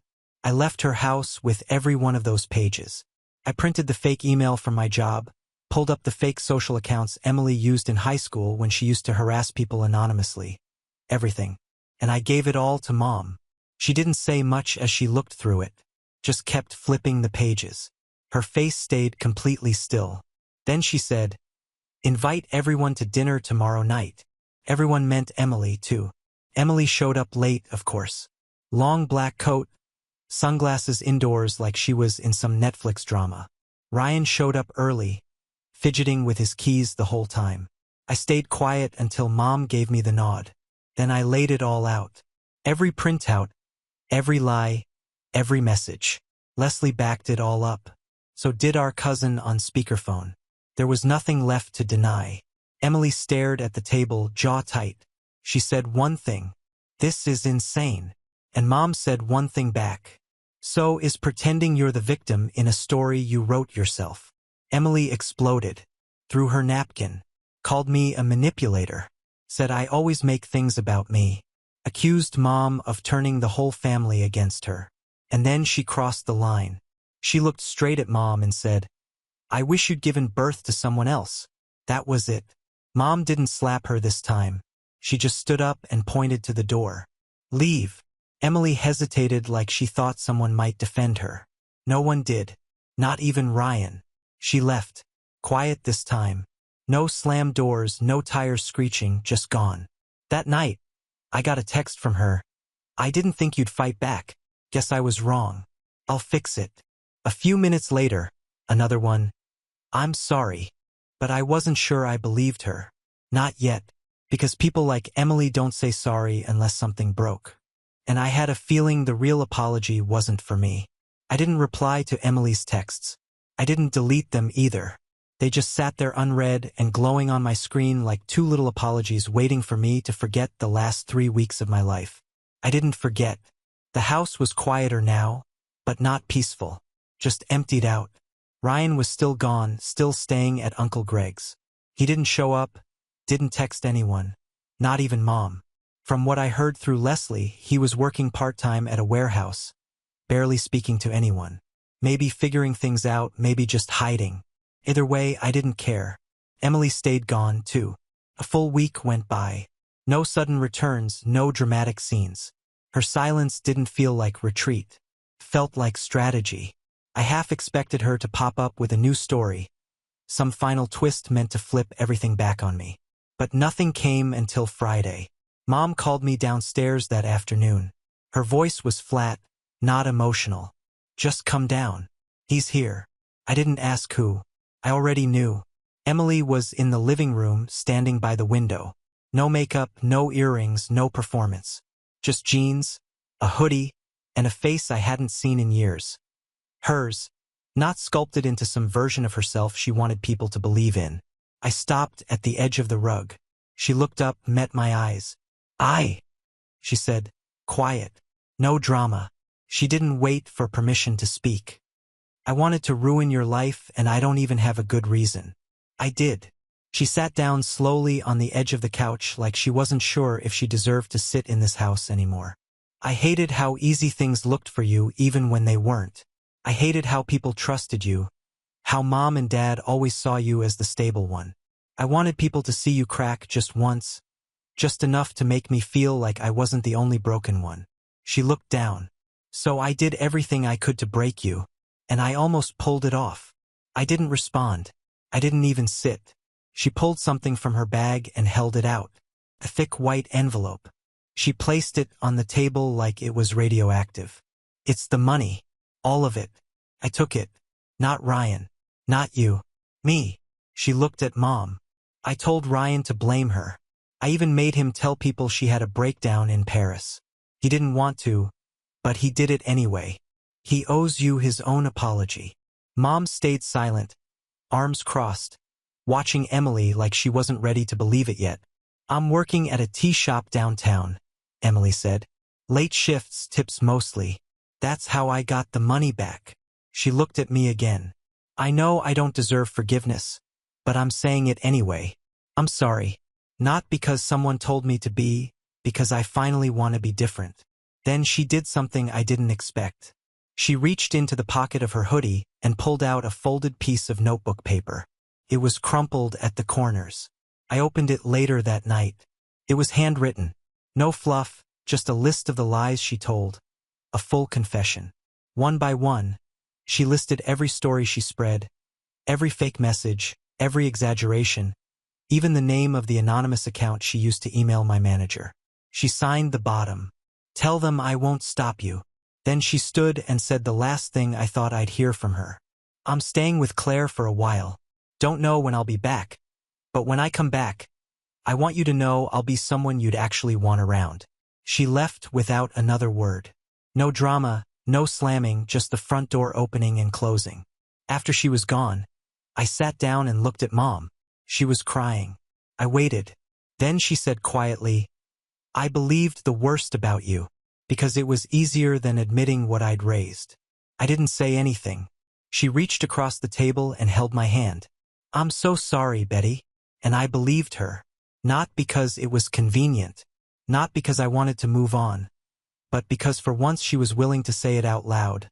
That she'd let it happen. That she'd been blind. That she had chosen the easy children over the honest one. It didn't fix everything. I still carried what they did. But that night I didn't eat alone. I didn't cry in my room. I didn't stay silent. We had dinner together. Just me and Mom. No photos. No Eiffel Tower, just peace, quiet, real this time. And for the first time in years, I didn't feel like I was fighting for space in my own family. They finally saw me. And this time, no one looked away. Now on to the next story. Story 8. My in-laws spread lies about me not wanting children and pressured my wife to leave me. When I revealed their plan to manipulate him into marrying her childhood friend, the family was left speechless. When I first met my wife's parents, it didn't take me long to figure out that they were less than thrilled with me. I was 24 at the time and she was 28. The age difference didn't matter to us. Our connection was too strong for numbers to matter. But for her parents, it was as if I had walked into their lives with a flashing sign that said, not good enough. From day one, they made their feelings clear.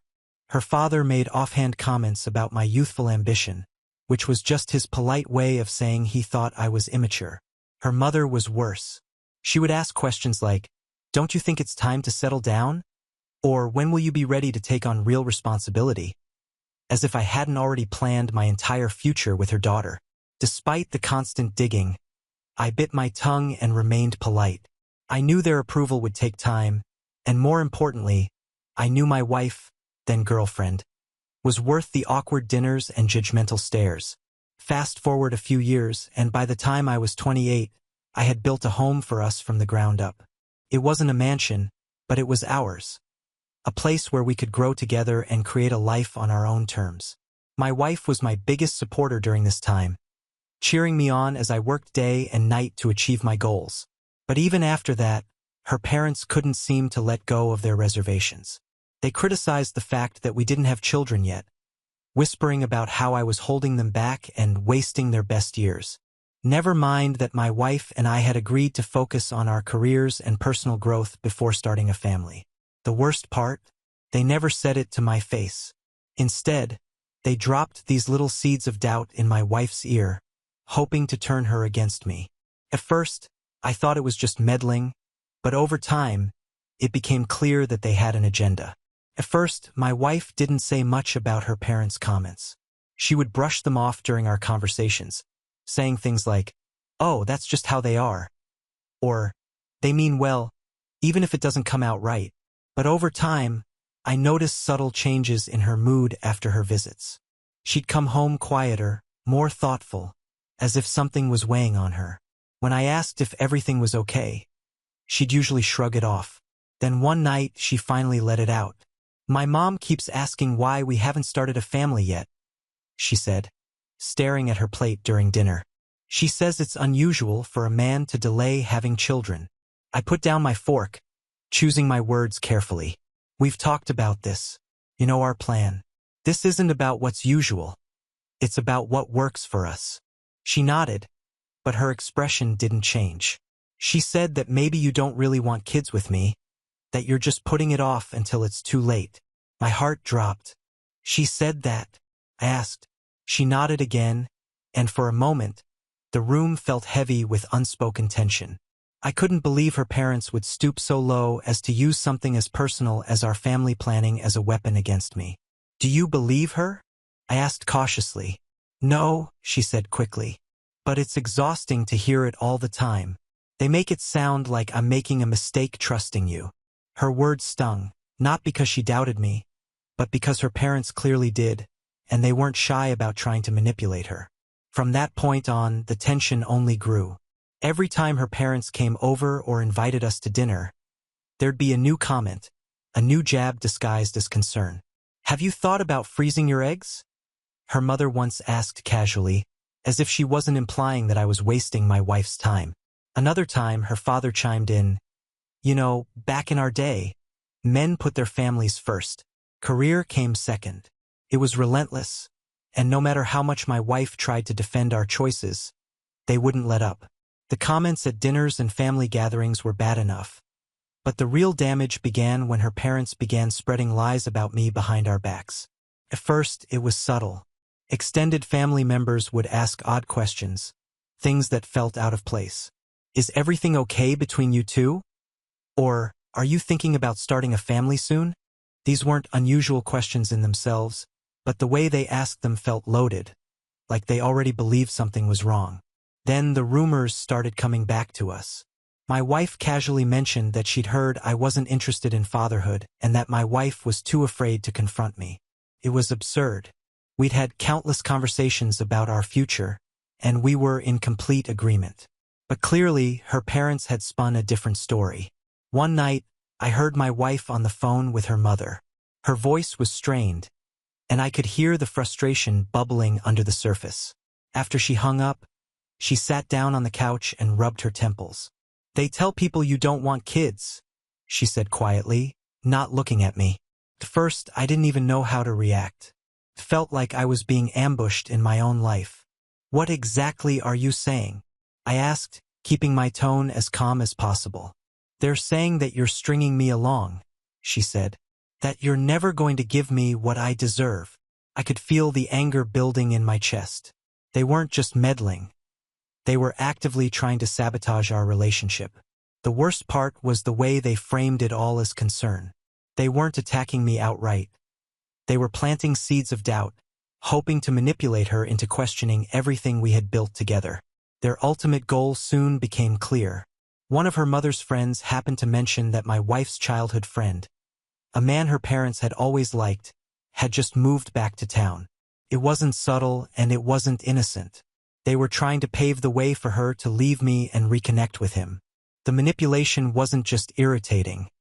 It was exhausting. Day after day, I could feel the strain on my wife. She didn't doubt me, but the constant pressure from her parents was taking its toll. One night, after another tense phone call with her mother, she told me she had to go for a walk.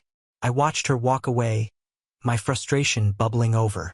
I couldn't stand by while her parents tried to drive a wedge between us. I began to pay more attention to her behavior. It wasn't hard to connect the dots once I really looked. Their comments, the concerned questions from the extended family, the sudden reappearance of her childhood friend. It was all too coordinated. It didn't take long for my suspicions to be confirmed. A mutual acquaintance let it slip that her parents had talked openly about how I wasn't serious about being a family man. They'd called her childhood friend a better match, and even hinted that he should reach out to her. I wasn't sure what infuriated me more, the lies they were spreading about me or the audacity of trying to push someone else into her life while we were happily married. The last straw came a week later. Her childhood friend showed up at our house unannounced, carrying a bottle of wine and acting like he had every right to be there. My wife looked confused, and I was seething. I thought your parents said it would be nice for us to get together, he said casually, standing in our doorway like an uninvited salesman. That was it. I wasn't going to let it go any further. Seeing her childhood friend standing there, acting like he belonged in our lives, pushed me over the edge. I clenched my jaw and forced myself to stay calm as I invited him in. Not because I wanted him there, but because I wanted to get to the bottom of this. My wife, clearly uncomfortable, asked why he'd come. His answer was casual, almost rehearsed, as he explained that her parents had mentioned that she might appreciate some company. He spoke as if he were doing her a favor, and it was obvious that he thought he had their blessing to come between us. It all clicked. This wasn't just about spreading lies anymore. Her parents were actively orchestrating an escape route for her that led directly to this guy. When he finally left after an awkward half hour, I turned to my wife. "This isn't right," I said firmly. "Your parents are crossing every line imaginable, and you need to see this." She looked torn between loyalty to her family and the reality of what was happening. "I don't understand why they're doing this," she admitted, shaking her head. I decided it was time to lay it all out. I told her about the lies they told, the hints they dropped to relatives, and the way they practically invited her childhood friend back into her life. I didn't sugarcoat it. They were trying to sabotage our marriage. At first, she didn't want to believe it.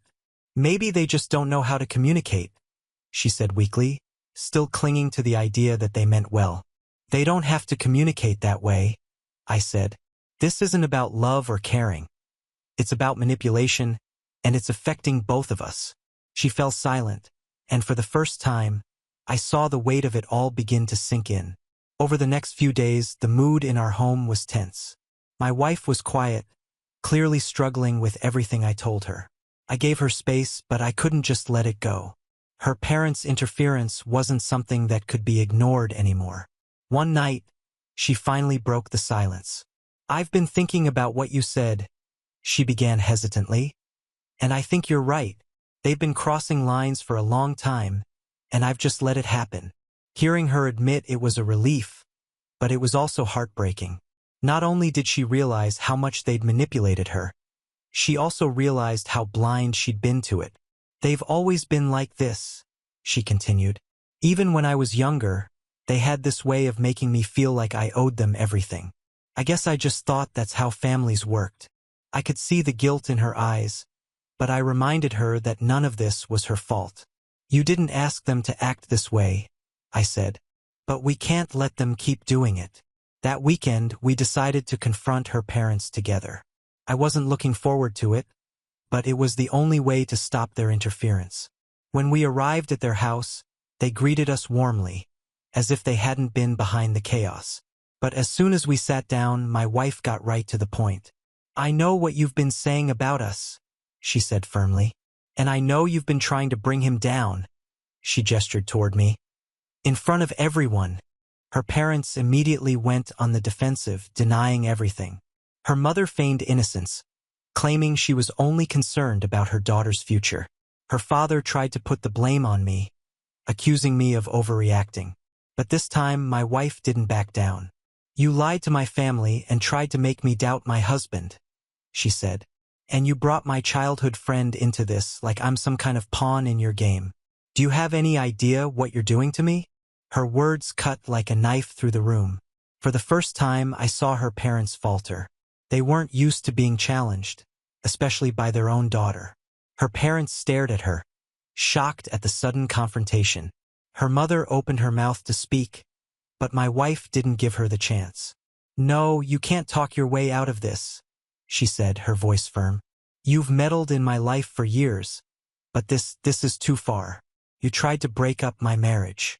You lied to me, to my family, to everyone, just to further your own agenda." Her father scoffed and leaned back in his chair. "We were only doing what we thought was best for you," he said, his tone dismissive. My wife didn't flinch. "Best for me?" she repeated. "You think it's best for me to doubt my husband, to feel that I can't trust my own family, to have someone I barely know show up at my house thinking he's been invited back into my life?" Her mother looked down, avoiding her gaze. Her father shifted uncomfortably, trying to maintain his authority. "We were only trying to protect you," he said. "He's younger, untested, and we didn't want you to regret your choices." I couldn't keep quiet anymore. "You don't get to decide what she should regret," I said firmly. Your job as her parents is to support her, not to manipulate her into doing what you want. And for the record, I'm not some kid who doesn't know what he's doing. I've built a life with your daughter, a life you're trying to tear apart. The room fell silent. My wife took a deep breath and collected her thoughts before delivering the final blow. This ends now, she said. I'm not going to let you control me anymore. If you can't respect my marriage and my choices, then we're done. You will have no place in our lives. Her words hung heavy in the air, and for a moment, neither of her parents responded. They weren't used to being challenged like this, especially by their daughter. Finally, her mother spoke, her voice shaking. We didn't want to hurt you. We just wanted you to have the best. You don't get to decide what's best for me, my wife replied. That's for me to figure out with him. She reached over and took my hand, her grip firm and steady. The drive home was quiet. My wife stared out the window, her expression a mixture of relief and sadness. I knew that confronting her parents had taken more out of her than she cared to admit. When we got home, she collapsed on the couch and let out a heavy sigh. I don't know if I feel better or worse, she admitted, her voice barely above a whisper.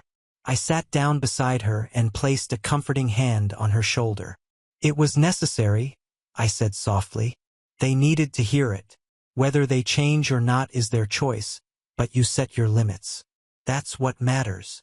For a few days, everything was eerily quiet.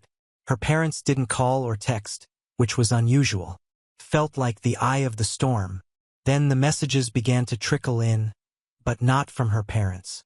Relatives began to reach out one by one, parroting the same story. Her aunt called to say she'd heard about the fight and couldn't believe how disrespectful we'd been. A cousin texted her, suggesting she make amends before things got worse. Even her childhood friend, the one her parents had tried to force into her life, sent a message awkwardly apologizing for any misunderstanding. It didn't take a genius to figure out what was going on.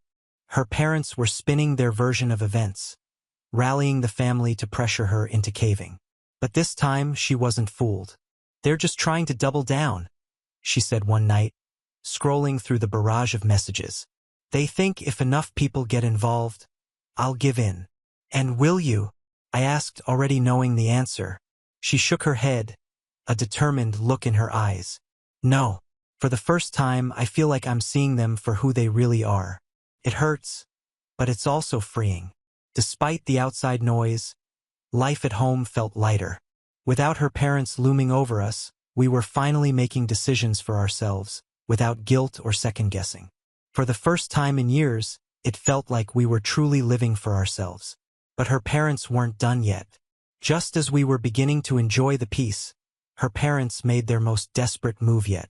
It began with an unexpected phone call. My wife's phone buzzed during dinner, and when she saw her mother's name on the screen, she hesitated. After a moment, she let it go to voicemail. I'm not ready for whatever this is, she said, putting the phone down.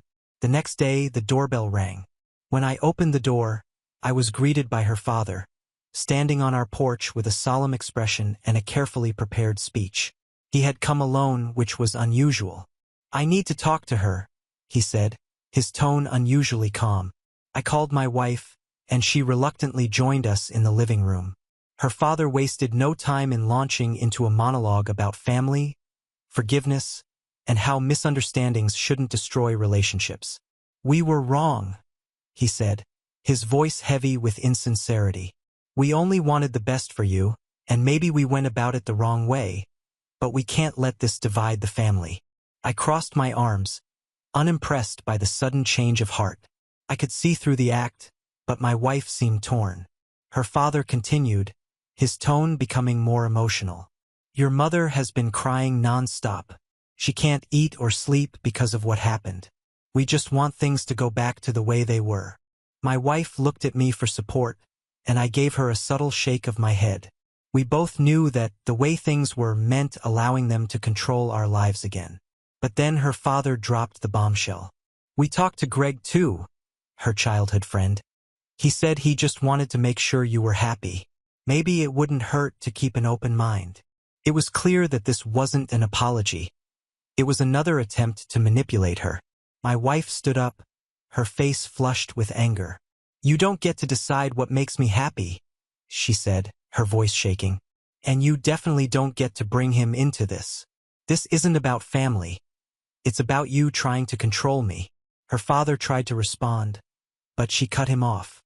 "We're done here. If you can't respect my choices, then you have no place in my life."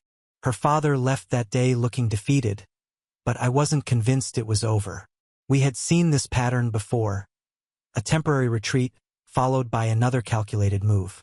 For the first time in weeks, my wife seemed completely determined.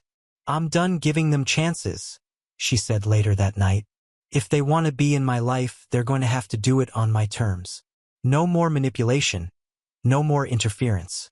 We knew we had to take action to protect the peace we'd worked so hard to create. First, we set firm boundaries. My wife sent a message to her parents laying it all out clearly. They were not to bring up Greg again, they were not to interfere in our relationship, and they were not to speak on our behalf to the rest of the family. Predictably, the reaction was defensive. Her mother sent a barrage of emotional texts about how we were being unfair, while her father remained silent. But my wife didn't back down. She ignored the guilt and stuck to her message. Next, we focused on regaining control of the narrative. We reached out to the family members who had been fed lies and calmly explained the truth. My wife told them about the manipulation, the attempts to bring Greg into our lives, and the toll it had taken on her. Most were shocked. Some apologized for believing the rumors, while others chose to remain neutral, not wanting to get involved. Either way, it felt like a weight had been lifted. The final step was to cut off any remaining influence her parents had. We blocked them from social media to avoid their passive-aggressive posts and limited their access to our lives. For the first time, we felt in complete control of our home and our choices. With boundaries firmly in place, life began to feel easier. The constant tension, the meddling, the manipulative games were all gone. For the first time in years, we could focus on each other without the shadow of her parents hanging over us. At first, her parents tried to keep up the fight. Her mother sent emails filled with guilt-tripping phrases like, "You're breaking your father's heart, and we only want the best for you." But my wife didn't respond. She was finished. Her father made one last attempt, calling me directly. He spoke calmly, almost too calmly, as he tried to convince me that I was the problem. "You've driven a wedge between her and her family," he said, as if I hadn't tolerated their meddling for years. I didn't lose my temper. I simply told him, "She's happy now, and that's all that matters. If you can't respect her choices, then this is the end of it." And it did. They finally backed off, realizing they were no longer in control. As weeks turned into months, the peace in our home felt surreal. My wife and I grew closer, stronger, and more united than ever. Without her parents' constant criticism, we found more joy in the little things. Cooking dinner together, planning future trips, and simply enjoying the home we built. Eventually, we even started talking about expanding our family. It was on our schedule, not anyone else's. My wife was more excited than I'd seen her in years, and for the first time, the thought of fatherhood didn't feel weighed down by outside expectations. We never cut her parents out of our lives completely. Over time, we allowed minimal contact, but only on our terms. They quickly learned that if they crossed the line, they'd lose access altogether. Looking back, it was one of the hardest things we've ever faced as a couple, but it made us stronger. We proved to ourselves and to everyone else that our relationship was built on trust, love, and mutual respect. Life isn't perfect, but it's ours, and I'll always be grateful for that. We have reached the end. If you enjoyed this video, please be sure to like and subscribe to the channel for more videos like this, and give us your thoughts about the stories in the comments section. Thank you and see you in the next video.